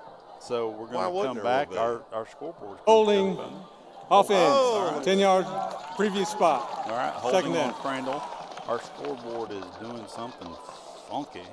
Well, here's the thing. Every time you say there's a flag shot, it's kind of like roulette. Penalty You're just will be waiting for enforced the ball from the spot of the foul. You have no idea what these guys are calling. Yeah. You just hope it's for you. Yeah. All right, what Mr. Whitehead said is that it's going to be enforced from the spot of the foul, which he just picked his flag up, so it's back. It's going to bring up second down and what appears to be about 14 according to the scoreboard, so we'll do that. Second down and long, behind the sticks. Result of the play places the ball at the 19-yard line of Crandall. Crandall's got 2 receivers. Quarterback is looking to throw it into the flat. There's number 10 who was hurdling people just a second ago. And we've got people pulling him out of bounds. Yeah, his helmet is taller than all of our secondary. He's a big boy. He's a big, tall drink of water. Yeah. That's going to net back to is that the original line of scrimmage? So it's going to bring up third down and 10. Nope, third down and 8. Looks like he got back to the 19-yard line. So still third down and long for the Pirates. They've got trips to the wide side of the field. 3:45 on the clock. 14-7 Crandall. Motion from the number 3 receiver. Fake to him. There's a flag already on the play, but it was before the play, so I bet we were offsides. The Crandall offense is just predicated on these short, quick passes. Yeah, yeah. I mean, we knew that first play. Defense. Yeah, well, that's exactly what they've done. And then they run those short, quick passes 3 or 4 times, and they'll run the ball. Yeah. What we haven't seen is the double move that both of us are scared of. Oh, yeah. Because it's coming. Yeah. We know it's coming. Yeah. So what have we done here? Oh, they're just spotting the ball at the 30-yard line. Okay. That's where he finally. Enforcement's in first down. What? I couldn't make heads or tails of that either. It's a first down for Crandall at the 30. 3:35 and counting. Twins to the wide side, which is the Crandall side. There's a handoff straight up the middle. We do a good job of doing that. The Crandall offensive line, they have some bookends, and then they have some teacups in the middle. Yeah, but 55, who's having to come out of the game because they ripped his helmet off, boy, he's the one that got in the bottom of that and stopped that run play from really progressing. Yeah, that's Alden Moreno. He tries to be in on everything. He's got a good nose for football. He does. He's a solid young player, and his efforts at 115. Twins to both sides for Crandall's. Nothing that we haven't seen before. A kind of a toss sweep. and he is knocked out of bounds. Good play there by number 6, I believe, for us. That is Ibrahim Fofana. Yep. Comes up from, I believe he's in the secondary somewhere. Safety. So that's going to bring up is it 3rd down and 8, 3rd down and 7? I'd say that's about right. 3rd down and 7. 3rd down and 7. Again, 2:45. They're keeping everything in front of them. If that defensive line can keep, that really quick hitter that maybe not expected on the run, you got to keep them in front of you. Yeah. Nope. Okay, sorry, we were watching the play. We were spectators right there. Yes, we Quick did. play, number 35 for Crandall. He was on just kind of a go. He was going down the hash mark. The quarterback hit him in the hands, and he dropped the ball. Good for us, bad for them because it means it's 4th down. They're going to bring on their punting unit. And Ashley, number 21 for us, is standing back about the 30-yard line, 31-yard line. Yeah, that pass was a little behind him, Sean. Yeah. Yes, could he have caught it, but also could have been a little better pass. Right. Good snap. Bad kick. It's going to hit at the Crandall 44-yard line and bounce around and finally is called dead at the Crandall 49-yard line. So with 2:21 to go and 2 timeouts, the Tigers have a chance here to do something with the ball. Put some points on the board for the half. Short field. Great. Short field. Yeah. Yeah, and I'm glad the Greenville punter decided to play and transfer to Crandall there. Again, whoever the punter was last week, I love you, son. You got more guts than anybody I've ever seen. But yeah. All right, here comes Cooper, the Snake Kinnemer, out with the offense, the Terrell offense. There's nobody out wide. Everybody's in. 2 tight end. I'm sorry. It's a tackle tight end over, and we run to the weak side of the offensive front. Looks like we get about 3 yards on that, maybe 4, depending on where they spot the ball. At the 46-yard line, so we'll bring up 2nd down and 7, so 3 yards on that. Crossing pattern in the backfield back to our regular run game. That's 21. Ashley trying to get on the lead over the over the right side of the offensive front. Looks like he pushes down to the 42-yard line, so we can bring up 3rd down and 3 for the Tigers. I'd like to see them, they went with hurry up on that last play. I'd like to see them do it again. I don't understand why they're letting so much clock go here. Yeah, I don't either. Probably to keep Crandall off the field. 3rd down, everybody in tight. It's an overset to the left side. Keandre's in his wing set over on the left side.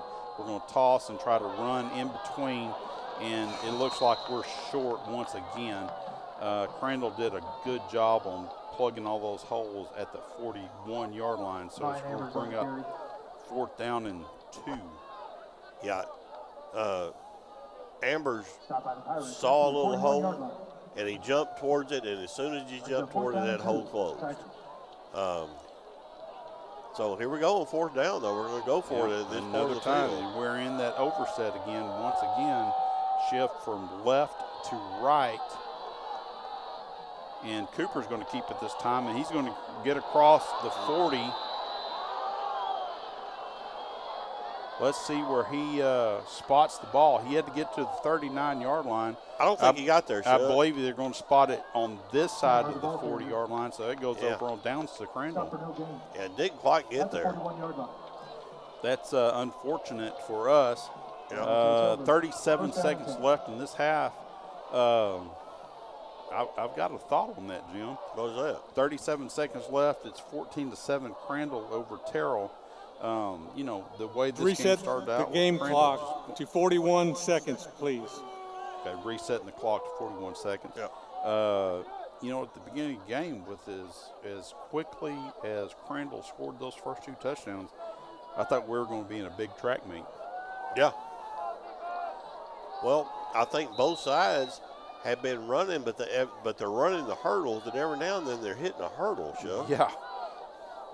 Twins to the wide side of the field. The quarterback for Crandall rolls out to the wide side. Was that picked off? I'm going to leave it to you, Chuck. Did he pick? He's got the ball in his hands.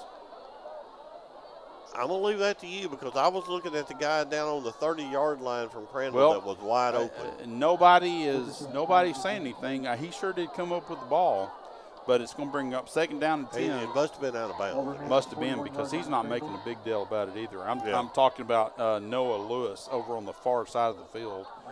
He's the one that jumped that route. Maybe he was out of bounds there. There was a kid down at the Terrell 30 that was wide open. Had the quarterback from Crandall seen him. 31 seconds left. Quarterback's out. There's pressure on him. He's running for his life. He's just going to try to get rid of the ball. And I believe that was out of bounds too. And that no, he's calling that a catch. Oh man! If that was a catch, the same kid caught it on this sideline. I can't disagree with that. That is terrible. These guys are terrible. I'm sorry. Yeah. Okay, 3rd down and 7 for the Crandall Pirates. There's 23.3 seconds left in this half. But I tell you what, the big difference I think that in those first 2 drives, of course, the second one was short from Crandall, has been the defensive pressure. Oh, I think so too. Absolutely. When we can, if he's not as quick as he was, he's throwing it up and over the top of the Crandall receiver. Across the middle, so that's going to bring up 4th down for Crandall with 19.4 seconds. Even when the pressure, if that pressure gets to you enough times, Chuck, the pressure really wasn't in his face then, but I saw a little happy feet. Yeah. I saw a little happy feet. And here's the thing, Jim. I thought I was seeing things, but I'm really not. I think they're interchanging the 2 in the backfield between number 8 and number 1 on who's going to be quarterback. They may be. All right, quick kick coming, which just tried to get us off. We're going to field it at the 20. I'll just go down, son. Yeah, go. Yep, that's going to bring up 6.4 seconds left. We filled the ball, and sorry, we were being spectators again. Yep. Rice and Martin filled that ball, and he was going to try to make something happen in the short time that we had there. But basically what we have is 6.4 seconds to I think, down the ball and go into halftime, not do something stupid here. No. Holding, return team. Because 10 yards even though you're from end of the we kick. missed another penalty. First down. Oh, of course we did. Holding against us on the run back. Okay. So it's going to push us back even further. Well, then we definitely down the ball. Yeah. And get on out of here. Not a horrible. I mean, the second touchdown that Crandall scored was a really short field. Yeah. Chuck. Man, the Terrell is sitting here stacking up. I think they've got a good defensive program coming into this game. You know, they got a good deal going. So, man, let's go into halftime and see what we can't make. A few adjustments and come out here and see if we can't win this second half. Yep. That was number 9, Brian White Jr. running the ball over the right side. That's going to take us into halftime, and we're going to take that with us, with y'all. It's your Terrell Tigers 7 and the Crandall Pirates 14. You're listening to Terrell Tiger Football on KPYK 1570 AM 102.5 FM. High school students need to be in the student section to qualify. Best of luck from Mr. Thompson.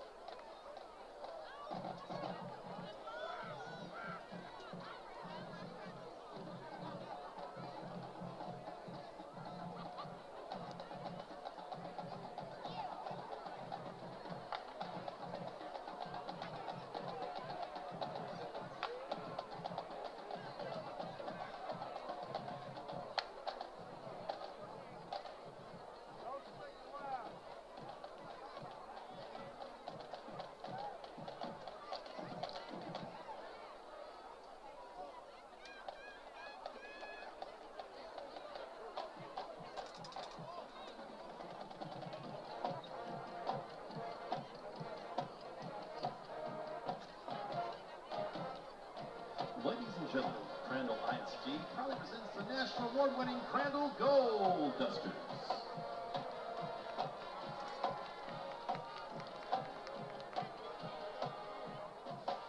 The Gold Dusters are under the direction of Chris Wood, assisted by Hunter Williams.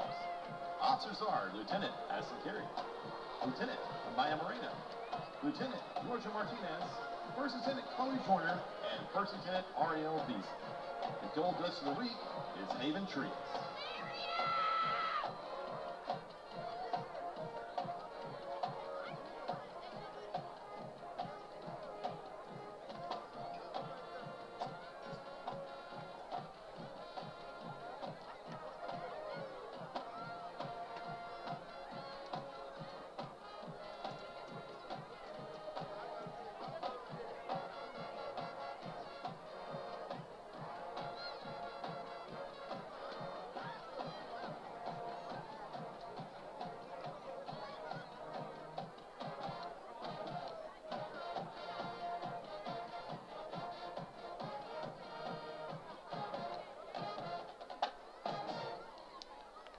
The team will form a cheer routine tonight to Locked Out of Heaven.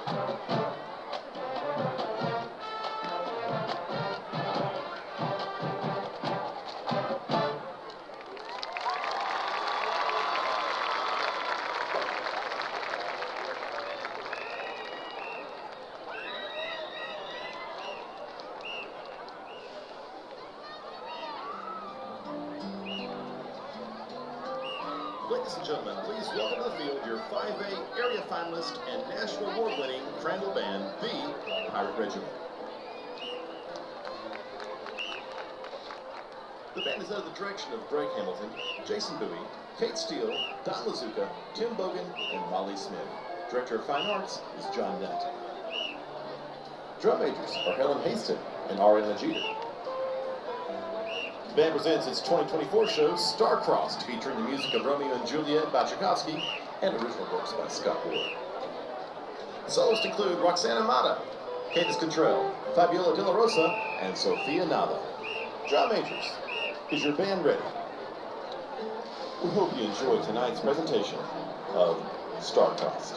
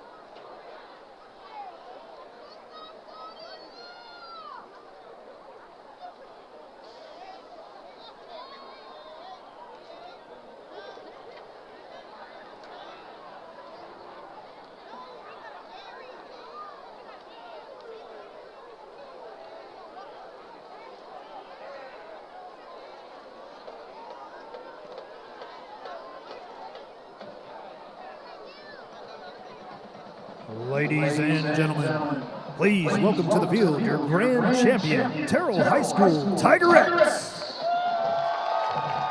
Entertaining Tiger fans since 1951, the Tigerettes are under the direction of Cody Irwin and Tiffany Troy.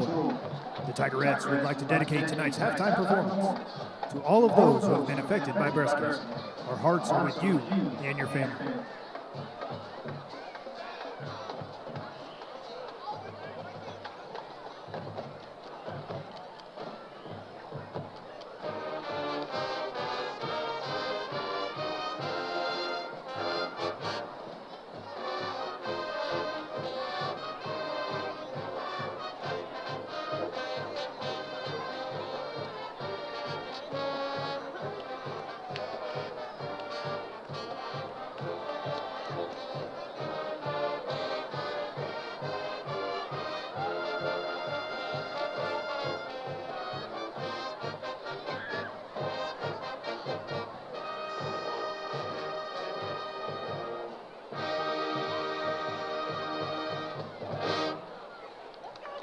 Year 2024-2025 Tigerette officers are Junior Lieutenant Jill Stewart,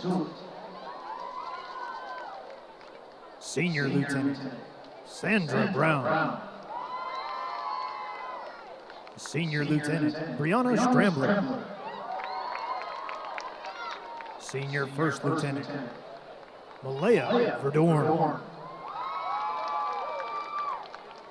and the 2024-2025 Senior Captain, Mackenzie Knowles. Tigerettes of the Week are Eden Nichols and Anaya Butler. Tonight, the varsity Tigerettes are performing an exciting jazz kick routine to Timber, played by the THS Band.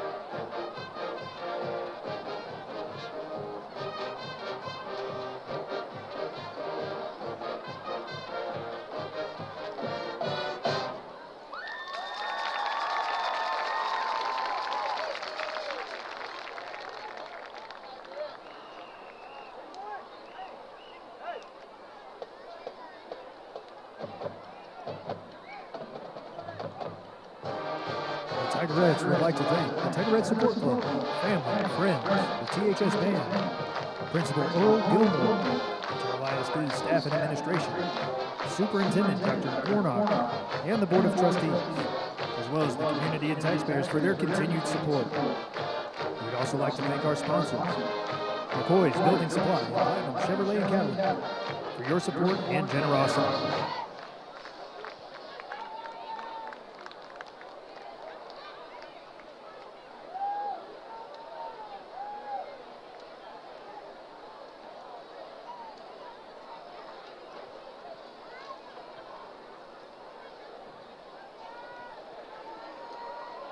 And now, ladies and gentlemen, please welcome to the field your Terrell Tiger Band.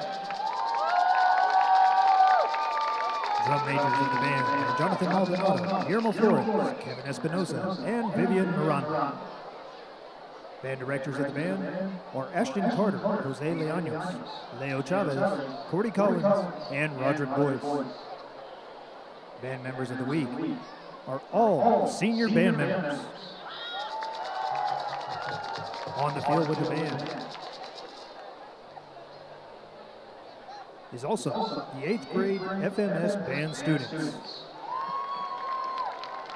band would like to dedicate this performance to all of their band seniors, as this is their last home marching band performance.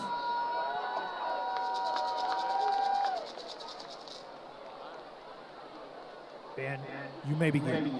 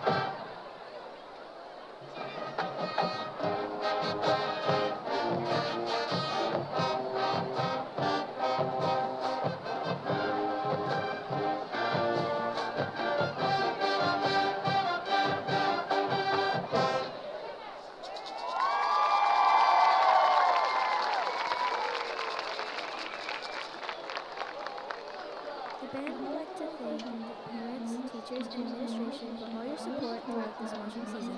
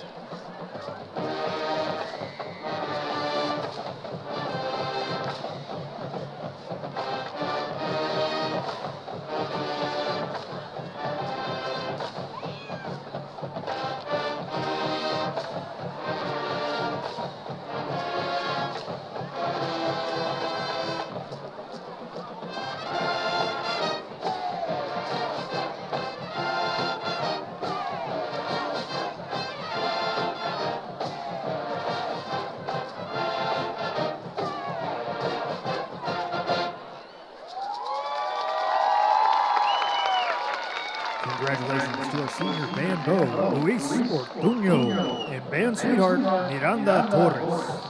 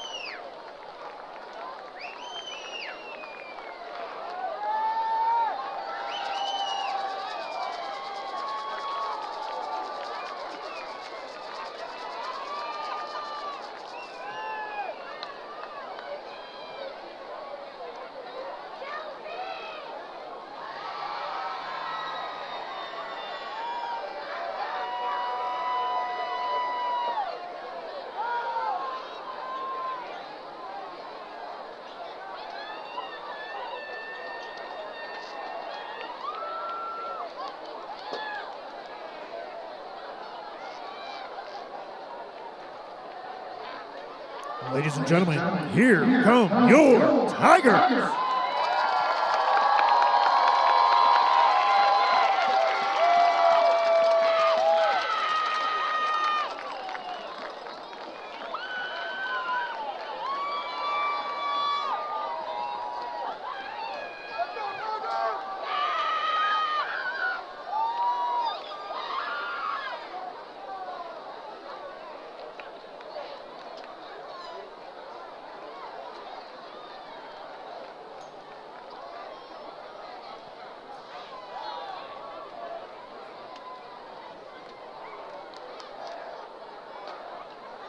Now, fans, please welcome back to the field the Crandall Pirates.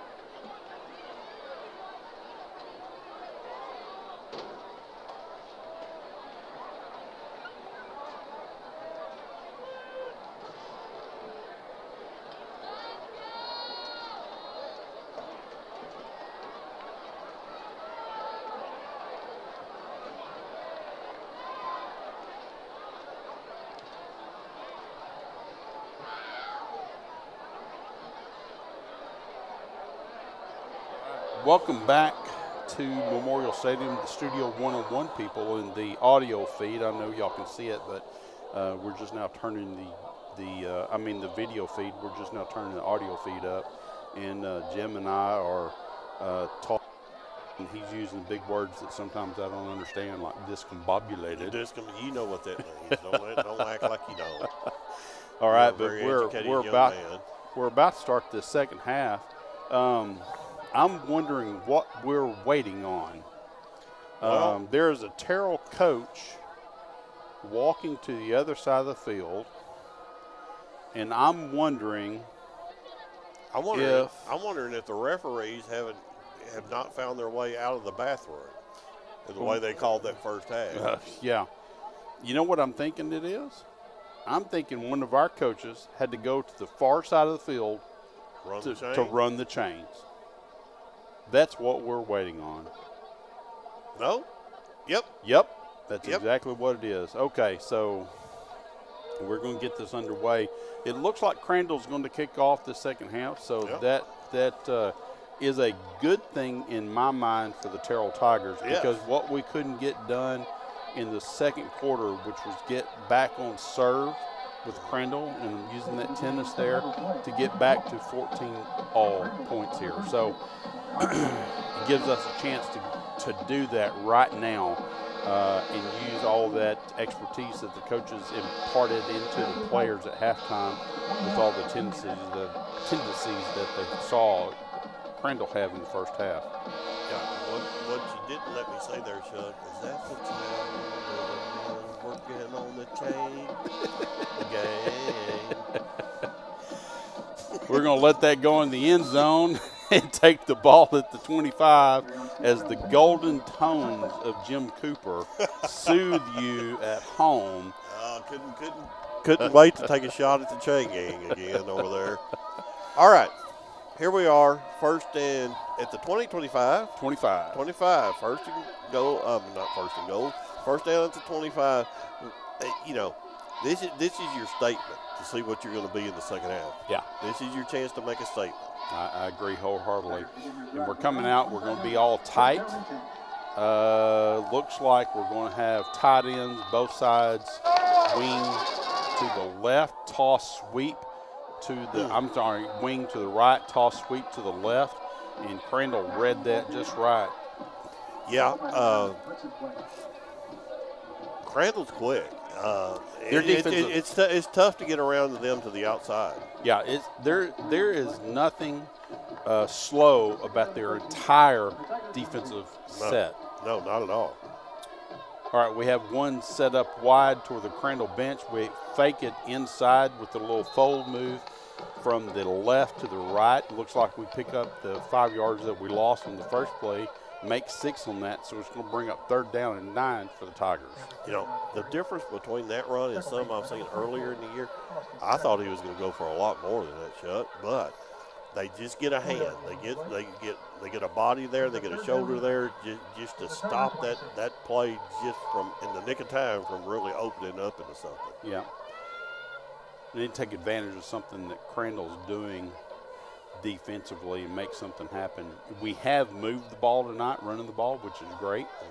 There's Cooper. He's going to be back. He wants to throw the ball. There's nothing open. He finally throws it out into the flat. There's a catch there by number 7. It's going to be short of the first down because it's going to be marked out at the 32-yard line. So it's going to bring up 4th down. Isn't it 4th down? It is 4th down, and I'm wondering why we don't. Okay, now we see the punt team come in. It's a little too deep and a little too early in this half to try that. I think that to punt the ball is a great decision. Now, we need to cover this. We need a good punt by one. We need to cover it, play defense.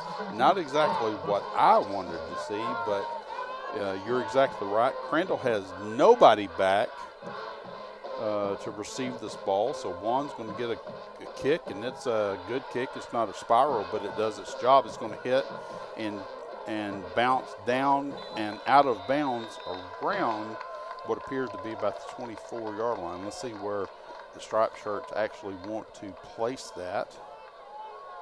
Keep going.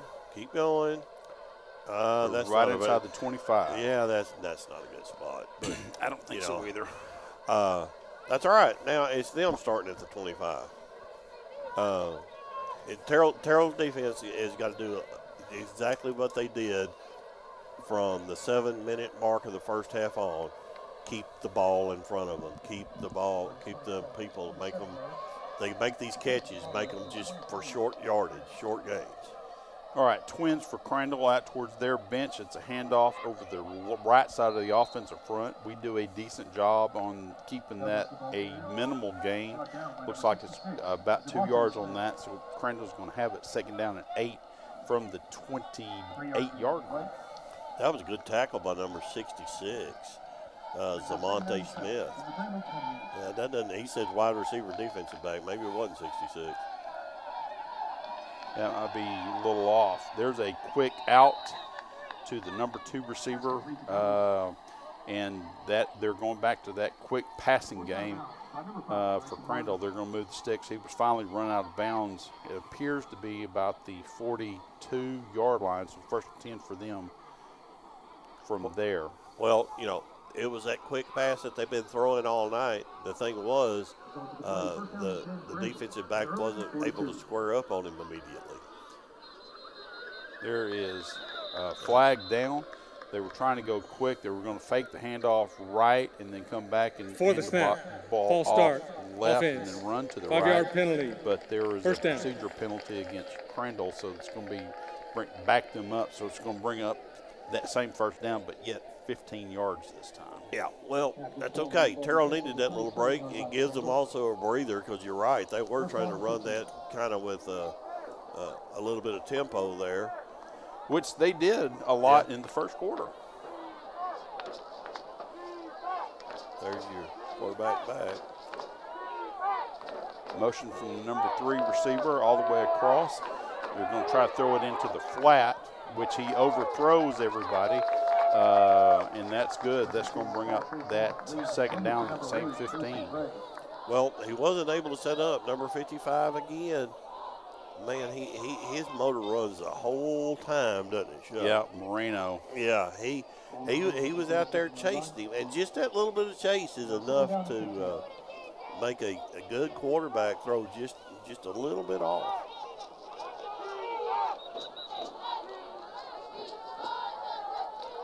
Are we playing with the wrong football now?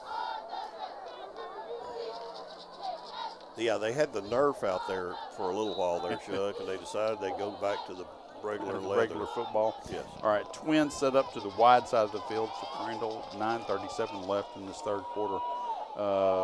Fake the handoff. He's going to throw it over the top, and just out of the reach of the receiver. He was on a not a crossing pattern, not a drag. Deep slant. Yeah, deep slant. Deep slant. I think he heard footsteps a little bit. Well, because we've said it, our secondary has settled down some, even though they're greatly outdistanced by height. Yep. But they're in the right places, and we've said that all year that they're well coached and in the right places. Yes. Here comes another play that's going to be a screen. That's an interception. That's number 7 who intercepts that ball across the middle. Zyron James does a great job on reading that. I think we might have put a spy on the quarterback. And he comes up with the interception. The Tigers are in business at the 27-yard line. Yeah, I think you're exactly right, Chuck, because that's the only reason he would have been there at that location, because the pass was not that far past the line of scrimmage. They had 2 or 3 receivers deeper into the right in their routes on down, and yeah, boy, that's a nice defensive play by Terrell. Well, and let's go back to your point that you keep making. Pressure is making the Crandall quarterback do some things he's not used to doing. Yep. There's Cooper handing off the ball. It's that stretch sweep to the right. Crandall reads that just right. Their defensive set is so quick to the ball, and that's going to bring up second down. I believe that's a yard loss. It's going to bring up second down to 10 or second down to 11. Yeah. Second down to 10 from the 27-yard line. There's got to be a wrinkle that Terrell can find because they're not going to get around they haven't been able to get around the edge on these Crandall Pirates on defense. Because they're so quick. Yep. There's Cooper. He's going to roll out, take the ball himself. It's going to be quarterback all the way. He shuffles and shuffles. Cooper has some wheels, and he's got some shake and bake to him. He's down to the Crandall's 18-yard line. This is going to bring up first and 10. I'm sorry, not 18. That's the 13-yard line. First and 10 for the Tigers from the 13. We're going with tempo. Cooper under. Give the ball in the middle to the first running back that gets the ball going from left to right over the center. And it looks like he picks up about 3, don't you think, Jim? Oh, yeah. He's down to the 10. The good thing is we have a chance to make a first down inside the 5-yard line. Yes, it's always a plus when you can do that. I said there had to be a wrinkle, or the wrinkle was a little misdirection to have everybody follow that running back and let Cooper run around the end. Yep, there's Cooper handing off to number 3. That's Zamonte. Come on and get in. That is not Zamonte. That's Roderick Hambrick that gets in for the Terrell Tiger touchdown over the right side. Just a straight stretch play. That's a great job by the offensive front. Yes, and I said that they couldn't get to the outside of the Crandall defense. They did that time. They did that time. That was a great run. I like it. I like it too. Juan Abundis is out to kick the point after attempt. And this is exactly what we needed. Something quick in the third quarter to bring this ball game closer. The snap was a little iffy. The hold was a little iffy, but Juan Abundis got that ball up and through the upright. So with 7:59 left in this third quarter, it's all tied up here in Terrell.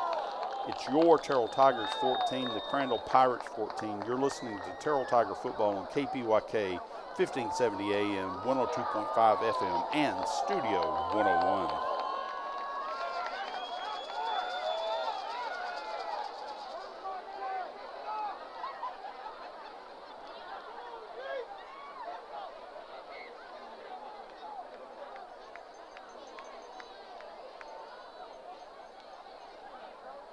Tigers taking 32 yards on 4 plays. And the score is now all square at 14 apiece.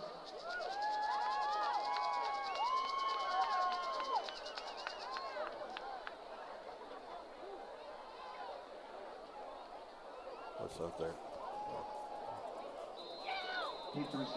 Welcome back to Memorial Stadium, Leon Vineyard Field. 7:59 left in this third quarter. The Terrell Tigers have just tied it up with the Crandall Pirates, who we are in the playoff hunt, and we needed that greatly. Pooch kick for Juan. It's going to be fielded at the 25. He did not call fair catch on that, and he gets the Crandall Pirate gets out to what appears to be about the 38-yard line before a host of Tigers gather him up and push him back to see where they actually spot the ball. I think you were right about the 38 there, Chuck. There's that pooch kick again. Yeah. Actually, they're going to, they keep walking around. They're going to spot this at the 34-yard line. Really? If I was a Crandall coach, I would be upset about that spot. Yeah. That's a whole 4 yards. Yeah, it was. Okay, here we go. Terrell defense. Keep the ball in front of you guys. Twins, zone read. And let me tell you what, that running back has some speed to him. That's number 8 for Crandall, Kyson Ray. Yeah. And he did, I mean, how many yards did he get on that? He got out to the 49-yard line in a hurry. Yeah, he did. And as he was coming this way, he seemed like a pretty big boy. Yeah. Twins to the wide side of the field. They don't get into too many different formations. There's number 33 coming in for the Tigers, submarining the running back there. That's Omari Thompson from the linebacker position, doing a good job. That's about a half-yard gain. Second down and 10, second down and 9.5, whatever we want to call it. Right. Great play by Omari. Yes, it was. Twins up top, low snap, and there's the handoff once again up the middle. 66 there for Terrell, which I believe is Devontae Smith. Finally brings him down. He's into Terrell Tiger territory at the 46-yard line, but it's 3rd and 5 now for the Pirates with 6:51 and counting. Another big third down. Yeah, well, I think Devontae Smith, that's who I called a while ago, and I said, no, it's a wide receiver. That's what he's listed. I think that's just a misprint. Probably. All right, Tiger stretched that out, and he got a good spot on that. That is not a good. I think it was a yard back from where they're spotting it, but that's going to be a that first. was a horrible spot. That's going to be a first down for Crandall. They're already moving the sticks there. That was a horrible spot. Yep, and coach is calling it too. They moved the chains from the far side of the field, and nobody said anything about it. So it's first and 10 for Crandall. We got to go with it. 6:11 left from the 41-yard line. They're on the hash mark closest to their bench with their backs against the scoreboard. He's going to throw it up for face guarding there. He's going to throw the ball up, and we didn't turn around for anything. Coach is saying that it's got to be offensive pass interference, but two flags came in at the same time. Well, the ball was thrown about a yard further than what the receiver was. Yep. The defender was there tracking him, the receiver. Defense. Right, he didn't turn 15 around. yards from the previous spot. I really don't First see down. the penalty in that shot. Yeah, as long as he didn't make contact with him, because the receiver did not quit running. No. You know, you see that often where the receiver will look for the ball and stop running, and the defender runs into him. That's PI all day long. Right. But when they're step for step for step, yeah, I don't agree with that either. I didn't see the penalty on that. Now we've got discussions going on the field once again. The side judge who threw one of the flags and the back judge who threw the other flag, they were talking. Now Mr. Whitehead is talking on the far side. What's the discussion? To your point, make a decision and move on with it. Yeah, let's play the game. The pulled pork and the barbecue is good at Buddy's. So I don't know why they're out there talking about it, because that's the only thing they can be talking about. Make a call, let's go. Penalty enforcement was correct. First down. Talking about where the penalty enforcement was. Oh my goodness. You know, if you knew the rules, then you wouldn't have to worry about whether you're right or not.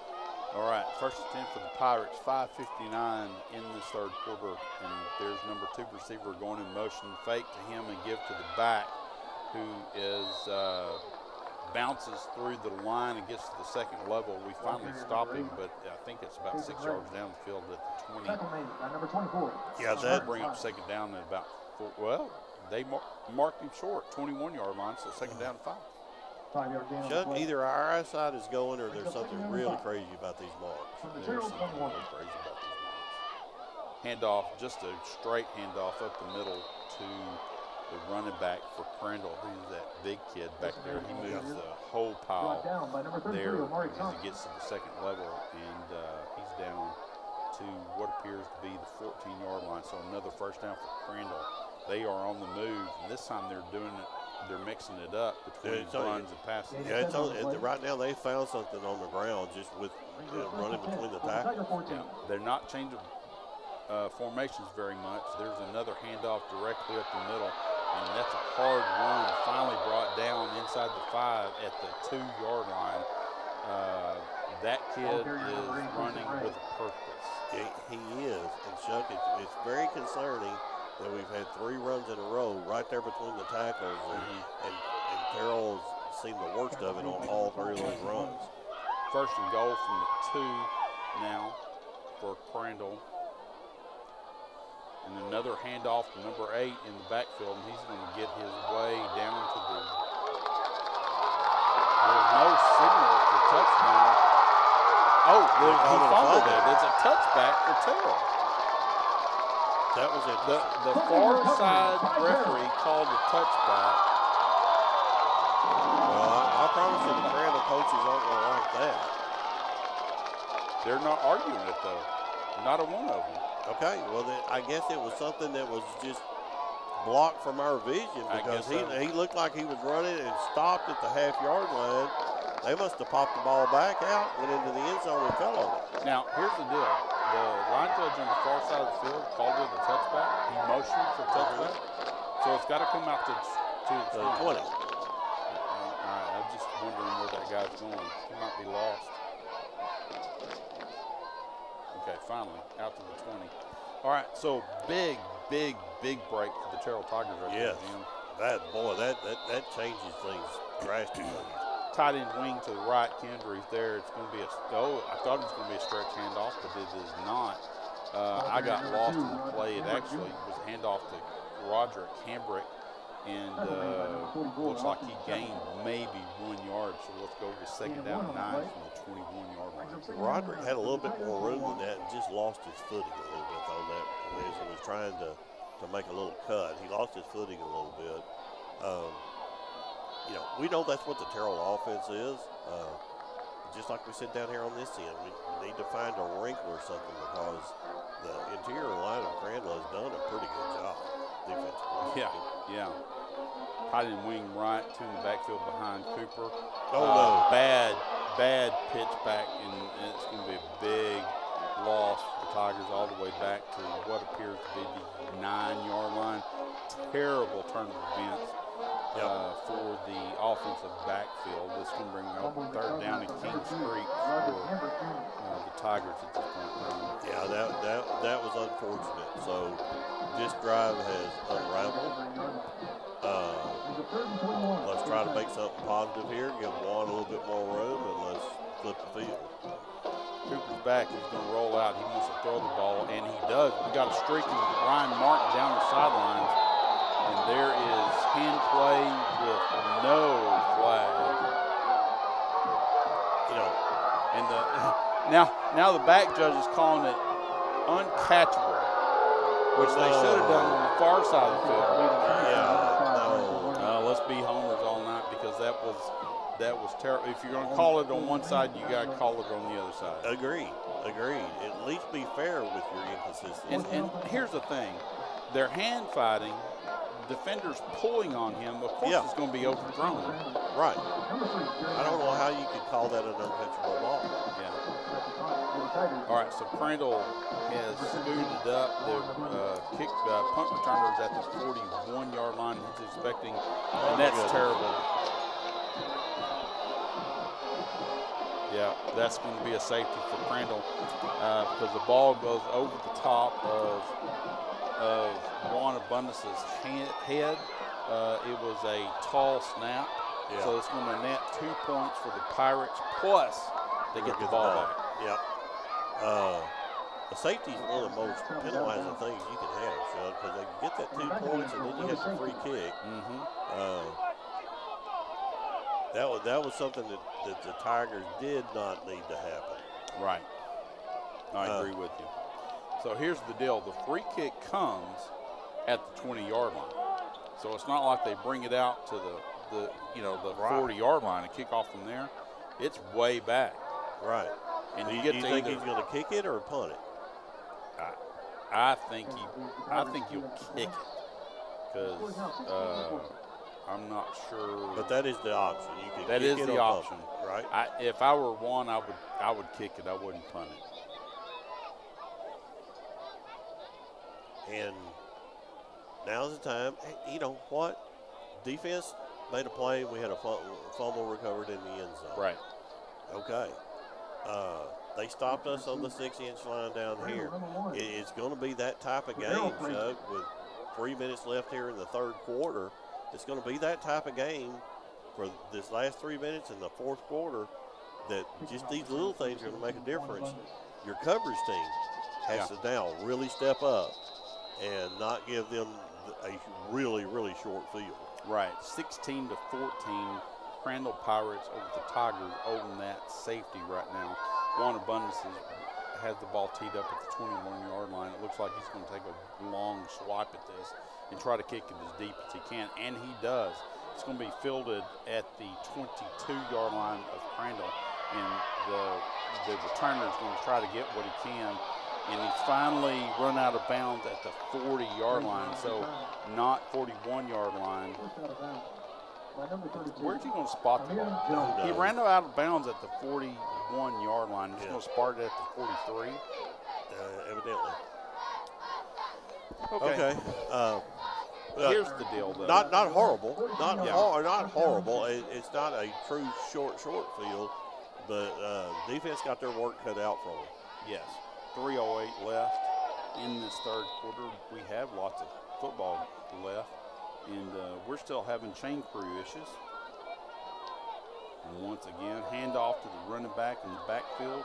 And he's got a bouncy step. Jim, He when does. He runs. He does. He had a bouncy step, and that time the Terrell defense bounced him on his rear end, and I like that.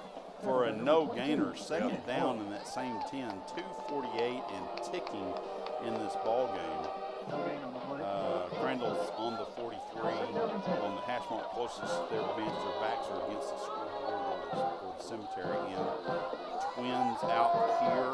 There's a hurried pass. Keandre actually got right to him. Yeah, right in his face. And he overthrew the receiver. Right. A whole lot. I think Terrell's defense has played Crandall's passing game really, really well tonight because, I mean, they come in averaging, I think I have it somewhere. I mean, they're really, the quarterback is Wickersham. He throws for 240 yards a game, has 12 TDs on the year. Quarterback's flushed out of the game, out of the pocket once again. He's just going to try to get rid of it. They tried to run another screen, and we had everybody covered underneath, so it's going to bring up fourth down in that same 10 for Crandall. Another good stop for the Terrell Tigers. Absolutely. Boy, they played that well. You're right. That's the reason there were so many people chasing back there, because it was going to be a screen. But the Tiger defense read that. They covered the back that was supposed to receive the screen pass. So another great play by the Terrell defense. Is that Julian back there standing at the 25? I can't see a number. I think it's going to be. The punter for Crandall is back at the 27-yard line. He gets a kickoff. It's a decent kick. It hits, and Julian wisely lets it roll. Unfortunately, it's inside the 5-yard line, but that's okay because Crandall, our defense did not allow Crandall to do a thing with that ball in that series. No, they didn't. Boy, I wish he would have caught. That would have been a tough one to fair catch because it was that was a line drive rocket that he hit. Well, and the other thing is footsteps because Crandall was down the field quickly. It's tough to start at the 4, 3, whatever they're marking it at down there. They moved it back again. Yeah. So it's tough to start there, but that's better than hitting the chest with it and fumble and then didn't have the ball at the 20. Right.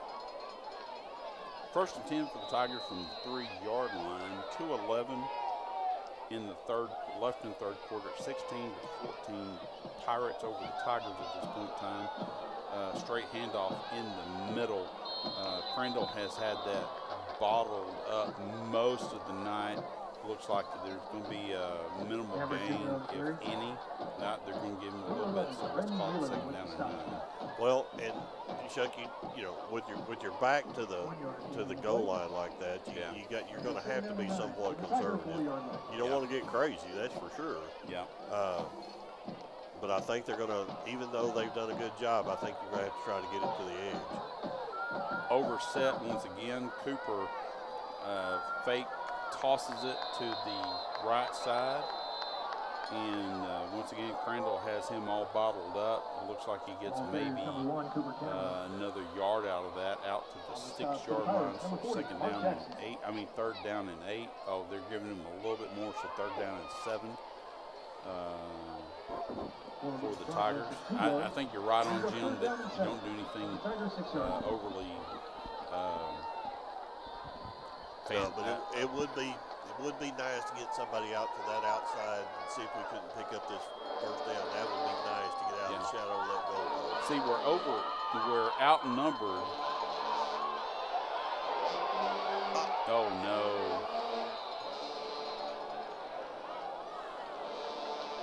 They called that an incomplete pass. We went silent because we were watching the. Yeah, and then they're going to call him for intentional grounding. And that's going to be another safety. That's a safety, intentional grounding from the end zone. Yeah, that's Intentional grounding. Offense. Foul happened in the end zone. Resulted in safety. Doing a good job holding the line of scrimmage. Cooper had nowhere to go. He faked the handoff and started to roll out to the left. There was he couldn't see if anybody was there because Crandall was on top of him so quickly. And they were. And that play worked down on this other end just before we scored the touchdown here. So I think Crandall's defense was smart, and they learned from that. And, I'm not going to question the head coach on that call, but I would have sure liked to have kept it moving this direction rather than rolling back towards the end zone. Yeah. All right, 44.8 seconds left in this third quarter. It's the Pirates now 18 with the safety to the Tigers 14. So the option late in the game of seeing if the first safety was going to help us out or not, the 2 points hurt us or not, is what I meant to say, is now 4 points. Is that 4 points going to hurt us or not in the end? So once again, Juan's going to tee it up at the 20-yard line and see if he can get another decent kick out of it. He did last time. The Crandall receiving kickoff returners are back at the 30 and the 25 respectively. There's 3 of them back there, so they've got good enough coverage back there. Here's Juan's attempt. He's going to pooch kick it, and it's going to hit and be fielded at the Terrell 49-yard line, our side of the field. Jim, I'm like you. I don't like the pooch kick all the time. No, I don't understand that one. I think you give up yardage that way. It seems like you do. The more we've watched it this year, the more that it hasn't really worked. Yeah. Now what this does, though, for us, Jim, is that big bind for the Terrell defense. Well, the offensive performance and the special teams, they started from 3 because of that beautiful punt. Yeah. I mean, that was a great punt. So pressure's on them. Toss sweep to the outside. Keandre gets. He was right there, and that the kid I was talking about a while ago was bouncy. Yep. He just took a hop step inside of Keandre and picked up about 8 yards, but he's hobbled. Tiger hurt too. Yeah, we got timeout for injury. That's our 55 right there, Alden Moreno.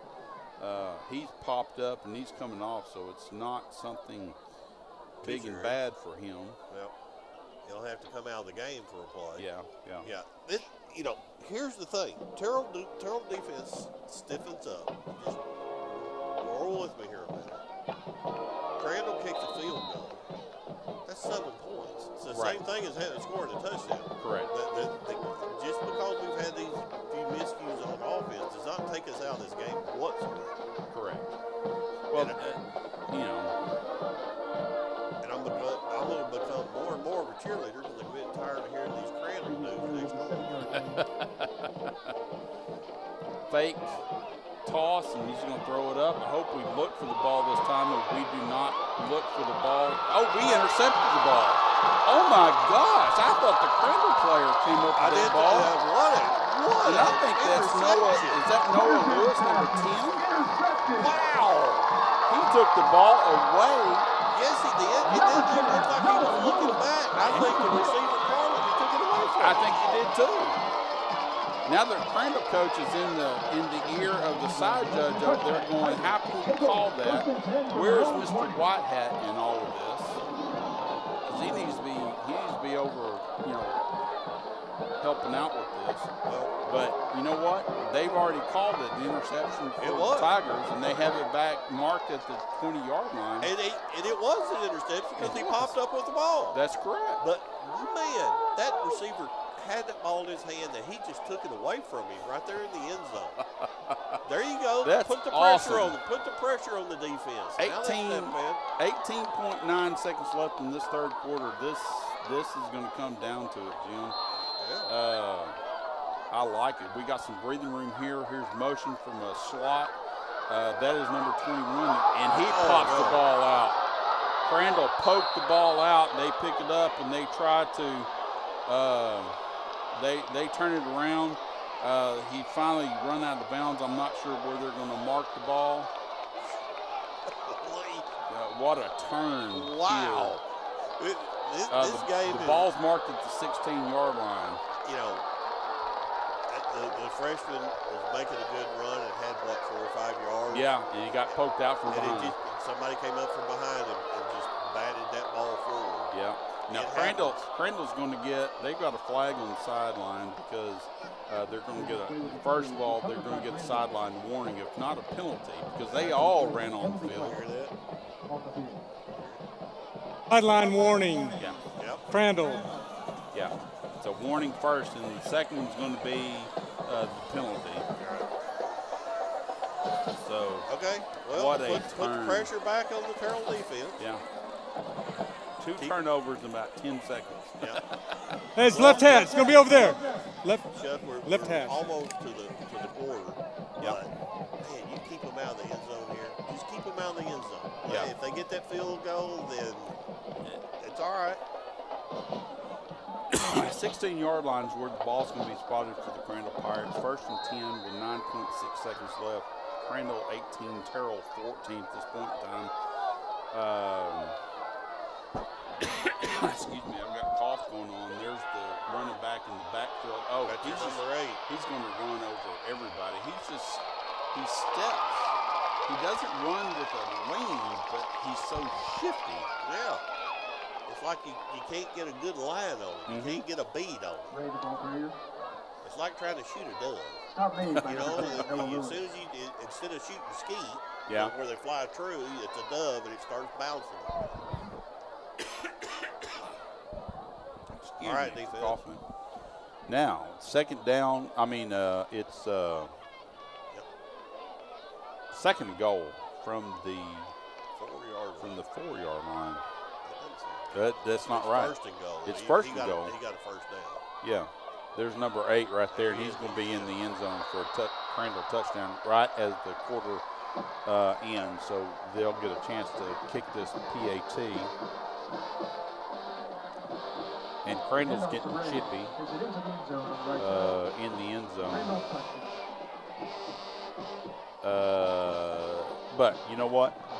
We're still okay. Yeah. Here comes the point after attempt for Crandall. High snap, the ball is down, the kick is up, and the kick is good. So with that, at the end of the third quarter, it's going to be the Pirates of Crandall 25 and the Tigers of Terrell for 14. We're coming back for the fourth quarter barn burner. You're listening to Terrell Tiger football.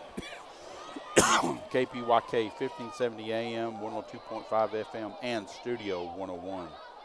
The extra point attempt is good.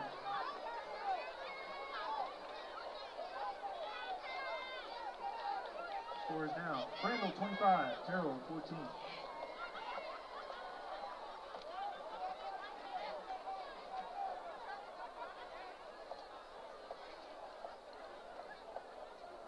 Terrell Tiger football would like to offer special thanks to Los Hermanos for providing our team a meal this evening.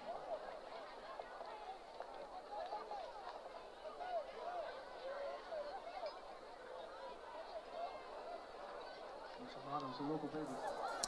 All right, Tiger fans, we're here in the fourth quarter. Man, what a turn of events right there at the end of the third quarter. Well, yeah, the great interception by Terrell in the end zone, then turn around and fumble, the unfortunate fumble by our freshman running back, and turns into a touchdown and 2 safeties for the Crandall Pirates in that quarter. Yeah, those are the first points that Crandall has scored since, 4, 5, 6 minutes in the first quarter, Yeah, that's 7, 2 and 2, that's 11. Yeah. And that's the difference in the game. Tiger offense to answer. Here's the kick. It's still a 2-score game. Technically, yes. We're going to field the ball at the goal line. We don't have a choice because it hit right there. We fielded it. We're going to try to get what we can, find a seam right in there, and we do not get back to the 25-yard line. That was Ashley running the ball. Looks like it's going to be spotted somewhere around the 22-yard line. That's where we'll take over. Well, and considering that he had pretty much had to field that shot, because if the ball had bounced backwards, he had all kinds of problems. Yeah. So he had to field that, and I'm just glad he got it and made a good hard run and has forgotten that fumble. Because we're going to need him in this fourth quarter. We're also going to need number 2, Hamburg. We need Hamburg to bust one a little loose for a bit. Cooper under center, 1-2 behind him. There is a lead. No, it's a zone read to the left side of the offensive front, and it looks like it nets about 4 yards there out to the 29-yard line. So second down and 6 for the Tigers. They're going to call it 5, so second down and 5 for the Tigers. Handoff to number 3. He's going to try to get out, and the Crandall, we just can't get the edge, Jim. No, Crandall is very, very quick, and their defensive ends on both ends have done a great job of containing tonight.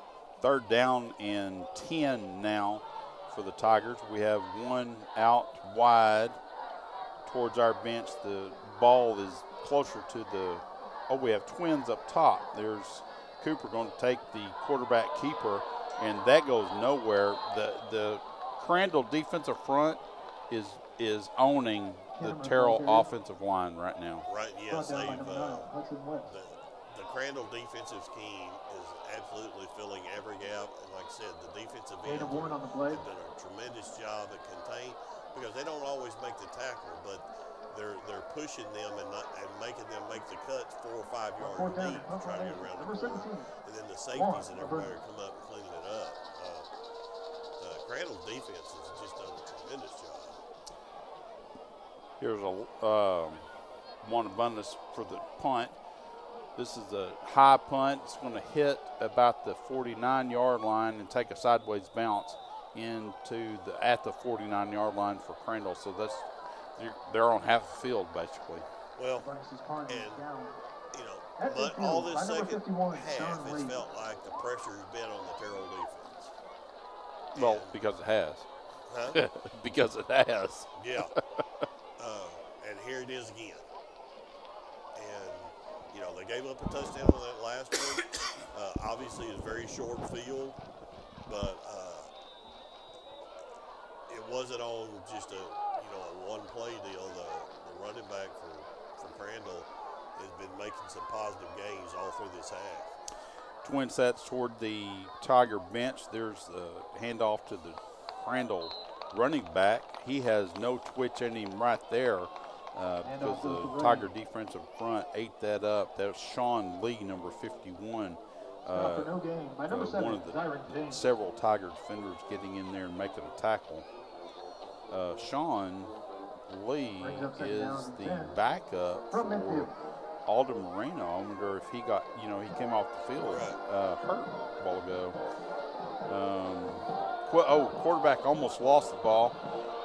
Throws it out to the flat, and because of that, it gives the Tiger corner and safety on this side to make a tackle for loss. I mean, it was a negative pass play, which is a good deal because now Crandall's behind the sticks. It's third down and 12 now.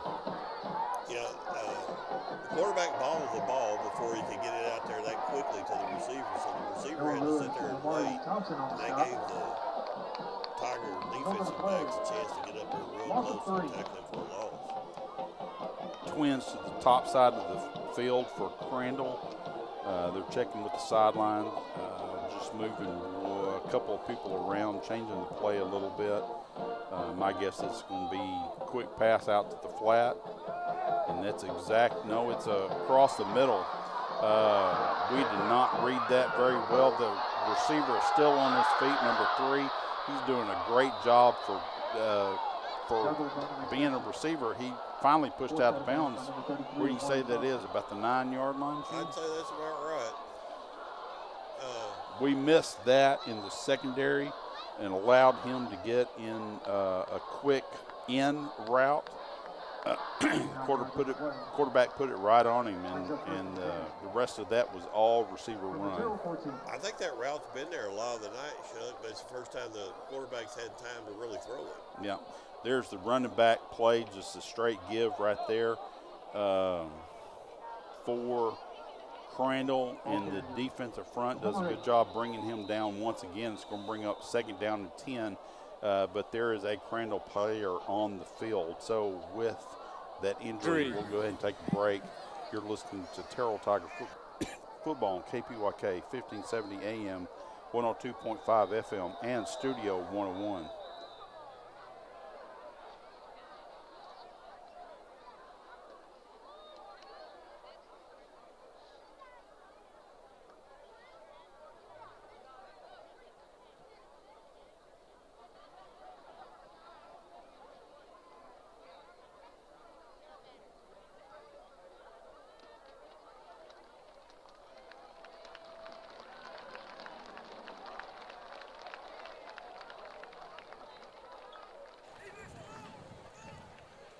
During the injury timeout, unsportsmanlike, number 2, Crandall, 15 yards, 1st down and 25. We're back with you, and the injury timeout, I think I turned the speaker up enough to where you can hear that. There was a unsportsmanlike penalty on Crandall given, so even though they have good field position, they're going to be backed up some because of the dead ball foul. Dead ball foul, and it was very strange. That's one of the first ones I've ever seen during an injury to have a flag come flying up in the air. Obviously, it had to be somebody doing something that we were taught not to do in kindergarten. Well, and I think you called it right on during the timeout while we were at break, is that the Crandall player, because we've talked about it getting chippy. Yep. He was, I agree with you, he was taunting the Terrell player even away from where the play was. They were way on the other side of the field. Oh, that's going to make them Crandall. Looking down. Well, the thing about it is, you're not even sitting next to the Crandall coaches. You're sitting next to the audio-visual guys from Crandall who are not coaches at all in the next booth. Are you sure they know that? But I'm not sure. Armchair quarterback. Yeah. Let's do that. Yeah. Crandall's backed up on the penalty. Is now 2nd down and 25 from the 30-yard line. Twins up top, closest to the Crandall bench, wide side of the field. Handoff to the running back, and the Terrell defensive front has him bottled up. Number 8 for Terrell makes that tackle. Caden Valentine does a good job of bottling him up.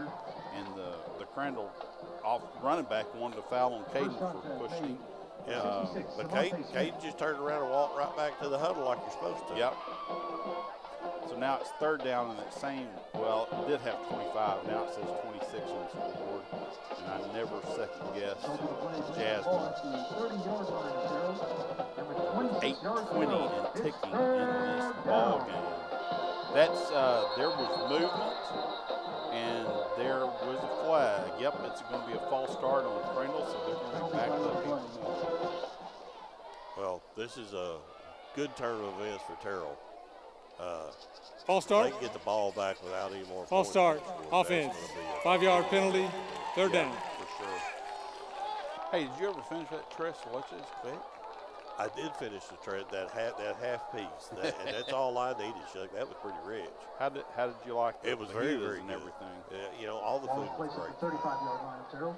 I think Diana and Crystal do an excellent job on our press box food up here. You know, it's not fast food. They prepare that stuff, and it's great. Here's Crandall. They're rolling out to the left. He's going to throw the ball up for out of bounds. I think he is out of bounds. Yep, that's going to be an incomplete pass out of bounds. So that's going to bring up 4th down. There is no flag on the play that I can see yet. Yeah, you never know when they're going to fly up. But you know, hey, that was a good route. But the defender he knew that sideline was there. Yeah, and did a great job of using that as the as an extra defender the sideline. Yep. Now Crandall's keeping their offense on the field. You know, I don't understand that exactly, but they did quick kick it earlier. Yeah. That's what they're going to do here. It's 4th down. Yep. It goes up. It's going to hit at the 12-yard line. It's going to be kicked into the end zone by a Crandall player. So touchback on that. The Tigers have 7:45 to do something with the ball. Well, you know, the first part, the whole third quarter, things went Terrell's wrong way, except for the interception in the end zone. Yep. And they got a couple of breaks here with Crandall not using their head, getting the personal foul call, then the procedure penalty, and Terrell's defense bottling them up. But if Terrell's going to win this game, they got to put points on the board here, I think, Chuck. Well, there's no doubt about it. And the problem is the number of possessions that they have. Yep. Tigers take over. 1st and 10 for their Because own. barring anything happening, like right there at the end of the third quarter, where it was an interception and then a fumble, right. you don't get possessions like that. There's Cooper. He was going to try to throw the ball, and there's nobody to throw it to, so Cooper takes off, and we all know that he's got wheels. And the ball was stripped, and Crandall came up with the ball. First? Was he not down, Chuck? I thought he was down, and he was right on the sideline. Cooper was stripped on that sideline. It was going to be a good play. And the bad thing is we can't see from here what if he actually was out of bounds or down. So they're calling it a fumble, though. They are calling it a fumble, and there's nothing that we can do about it in high school football. That was a nice 30-yard run by Cooper. Yep. And you're right. I thought they had tackled him and his knee was down. Yeah. Well, once again, the Terrell Tiger defense is out there, and they've been on the field for a lot of this second half. They've got to be tired. There's handoff right up the middle and a hurdle by number 8. The running back for Crandall, he picks up what appears to be about 13 yards down to the Tiger 40-yard line. Got a tackle made by number 55. Terrell Tiger that's kind of limping a little bit. He probably should have stayed on the ground. That's number 6. Yeah. Probably should have stayed on the ground, because if he's limping now, he's not going to be a whole lot help if he's actually injured on a pass play. Well, I think you said a very operative word there is tired. Yeah. You just can't expect your defense to keep bailing you out like this. There's another handoff to the running back for Crandall. We have him bottled up a little bit, but he's so shifty. He gets all the way out to the edge, picks up another 4 or 5 yards, so it's going to bring up 2nd down and 5.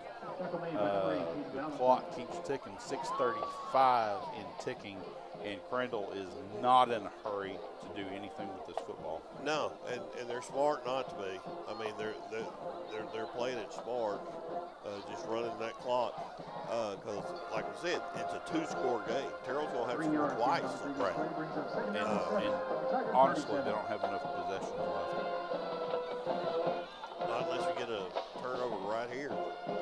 It is 2nd down 7. I was wrong in the spot of that ball. Number 8 has the ball right up the middle. And he's down to the 34-yard line. So 3rd down and a long 4 for the Crandall Pirates. That previous play, Chuck, where he picked up that 5 yards. It was only 3. It was only 3? Picked up 3, But I'm still going to say this. In the third quarter or in the first half, that'd have been a 2-yard loss. I just really think that, because they were almost there, but they were arm tackling rather than being able to have position. It's just that half step. Right. Another handoff inside to the Crandall running back, and he's brought down at the 35-yard line. That's going to bring a 36-yard line. That's going to be a loss of 2. So it's going to bring up 4th down for the Pirates from the 36-yard line. 5:07 and ticking. It's Crandall 25, Terrell 14. The clock is not on Terrell's side right now. And they're lining up for an offensive play. Trying to draw us off with a hard count. What they're going to do is they're going to take it down inside the play clock, inside 1 second, and then call a timeout, I bet you. Or take the penalty and let him kick it. Either way. Nope, he didn't call a timeout, so it's a delay of game, back up 5, and do the kick from there. Yep. Which, at this point in time, delay of 5 game, yards offense, help you out a little 5-yard penalty, that gives you a little more fourth down. To kick it solid rather than have to worry about trying to cough and corner it. Yep. Yeah. Anything can happen, Chuck, but Terrell's going to have to score quick. Yeah. Here's the thing that we haven't seen tonight, Jim. Because the last offensive play for Terrell was going to be the first one that I can remember. We haven't had any big chunk plays tonight. That's right. That was a 30-yard run.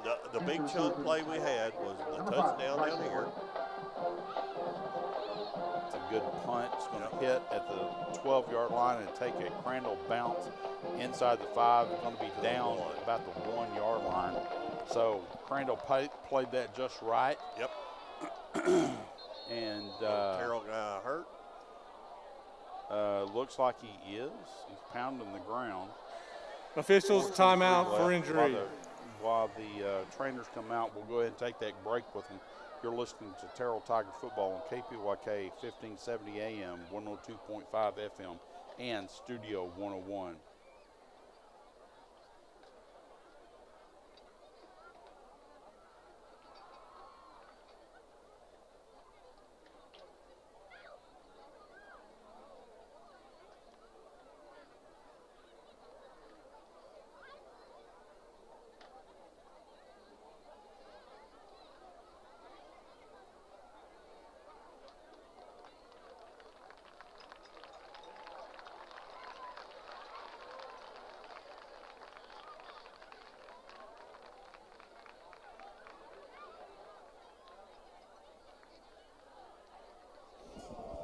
All right, welcome back to Memorial Stadium. Time is ticking for the Terrell Tigers. This was a game that you and I talked about at length. During halftime, we're still waiting for the Tiger hurt player. He's walking off on his own, but he's not walking very good. And it's number 10, Noah Lewis. I hope he's not seriously injured, because Noah Lewis is one of those people in the secondary that is a needed player. Yeah, and he's had a good game tonight. Yeah. Playoff picture is still intact, but it is. You go into next week with a must-win. It's going into next week with a must-win. You're exactly right. All right, the Tigers have it inside. The ball is on the 2-yard line. We were talking at the break that we haven't seen. Usually we have some big chunk plays, and we've only had really one because of the fumble. We had 3. All right. Let's get this first down play. Right, there's Cooper with a rollout. He's going to take the ball and hit the gas. I think it was going to be a pass play, and he just tucked it. He gets out to the 20-yard line, so he moves the ball on his own, because they haven't really keyed on Cooper by himself a whole lot tonight. No. So he made some good yardage on his feet there. We're doing some shifting here with the tight end and the wing with Skendre. There's Cooper. He's rolling out to the right. Another hard pass. Oh, what a great catch. Did he hang on to it? Yeah, they're spotting it. They're spotting it at the 35-yard line. So that is a great pitch and catch right there. And out of bounds, stop the clock. Yeah, he went up and caught that ball. I believe that was Roderick out of the backfield streaking up the sideline. Yes, it was. So Roderick Hamrick with a big play right there. That was a great move. He climbed the ladder and went up and got that ball. Here's Cooper with a handoff. It's a lead to number 21 over the right side, and the turf spotter reached up and grabbed him at the 35-yard line. Something caught that cleat. So it's going to bring up the same 10 yards to go, except it's going to be second down. 3:15 and counting in this game. Cooper fakes the handoff, and he's rolling left, and he throws the ball across the middle, and that seemed like that should have been a flag. Yeah, I think number 27 for Crandall drug him down. Shuck, he did, but they didn't throw the flag. That they did. So it's not a penalty. So it's not a penalty, but no, they did. No, 3 big plays. The pass that ended up being the touchdown to 21 in the first quarter, or the second quarter. Okay. The first quarter. 21's big run from down there where he went about 55 yards, and we ended up being the face mask that got it down for the second score. And then that 30-yard run by Cooper that ended up with him being stripped at the very end. Fumble. The toss back to, I think that's number 2, Roderick. And let me tell you, this has been the case all night long, giving Crandall credit. When they tackle, they hang on. Yeah, they do. They've been coached very well, no doubt about that. 2:45 left in this ball game. 25-14, Crandall over Terrell at this point in time, and coach wants a timeout. Timeout. Wants to regroup a little bit because it is 4th down and 6. You know, you have to do something because you don't have another possession, really. No, you have to score here. Yeah. And as good as Juan is, I don't think he can kick it that far. Yeah, no, I don't think so. So, talking about going into next week, because I'm not being a Debbie Downer, but, you know, this is academic at this point in time, barring anything big happening, because what we'd have to do is score twice. Big play, score, onside kick, get it back, and do something with the ball with points on that. And that anything can happen. Anything can happen, but it is way on out there. Yeah. So while we're doing this, let's check something. Mesquite Poteet is still getting it handed to him. It's the Ennis line 63, Poteet 14, which bodes well for us because that means it goes down to us and Poteet next week. Kaufman and Greenville, it's 41-8 there. Kaufman's all over Greenville, and then Midlothian Heritage, who's sitting at the top, it's 51-7, and at Midlothian.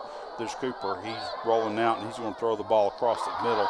That's caught by number 5. And then he's going to get he's trying to get all he can going across the field. He gets down to the 39, 40-yard line. Boy, he was so close to being able to get out of bounds. He wasn't able to get out of bounds. They're going to have to use that some. They're going to have to have a few timeouts later if they're going to do something. Rice and Martin did a good job on catching that and then getting what he could all the way across the field. 39-yard line, 1st and 10 for the Tigers. Handoff real quickly there to number 2, straight up the middle, Roderick Hambrick, picking up another chunk of yardage there. It looks like it's going to be 9 yards down to the 30-yard line. 2:11 and ticking. Another Roderick run over the right side, and he gets down to the 20-yard line, maybe the 21-yard line. Another thing where he's going to move the sticks. Coach Marvin is upset at something. There is that going to be a timeout for Crandall? We also had somebody running off the field at the very end. Did we snap it with 12 people on the field? I don't know. Is there a flag? No, I think there's a somebody timeout. just called a timeout. Crandall called a timeout, I guess. So with that, we'll go ahead and take that timeout with them. You're listening to Terrell Tiger Football on KPYK, 1570 AM, 102.5 FM, and Studio 101.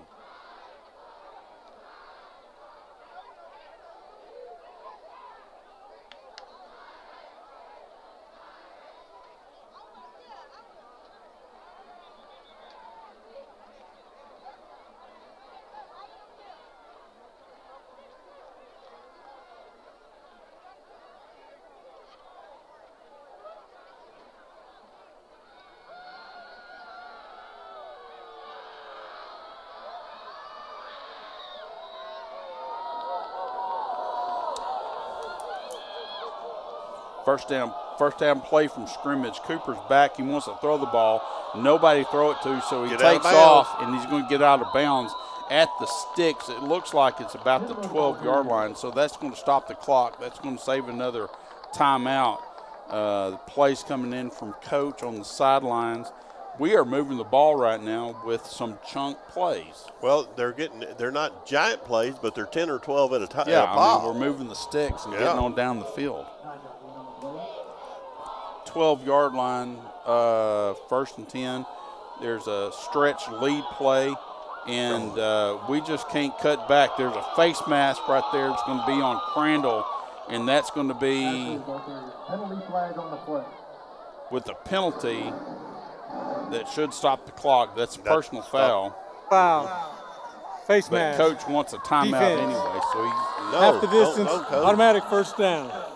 They were all signaling it. I hope they take that back because we would need that. 1:47 left on the clock. I think they did because they're going to have to move the sticks anyway because it's going to be first and goal from the 6-yard line. 1:47 left. 25-14. Crandall over Terrell. Yeah. Well, coming out of that, you have to snap the ball because it was a live play on the penalty. Right. Cooper throws the ball incomplete, which stops the clock, which is not a bad play. No, not at all. It's almost once I figured out that they were going to start the clock again after that personal foul. I was ready for him to clock it. Yeah. Just to be able to gather yourself for a second. Twins to the wide side of the field. Keandre is one of those twins out there. We're going to roll that way. Cooper's got to watch out because number 8 is on top of him from Crandall. Is that 8 or 9? That was 9. 9. That was Crandall. 9, and Cooper never saw him. He ran him straight down from the back. Yeah. So 3rd and goal now from the 13-yard line. Cooper's running. He's going to flip the ball to Keandre, and it goes incomplete in and out of his hands to Keandre. He's going to bring up 4th down and goal from the 13 with 1:14 left in this ball game. I'd like to see them get this touchdown even if they don't get anything else, Chuck. They played a really hard game tonight. What they play is a really, really good team. Yeah, I mean, there's no doubt about it. Crandall has been on the upswing for several years now, and they're a good team. They're well coached. They get a little chippy at times. I don't agree with that call right there. Well, that's the game. Yeah, that's going to be the ball game because that's going to go over on down.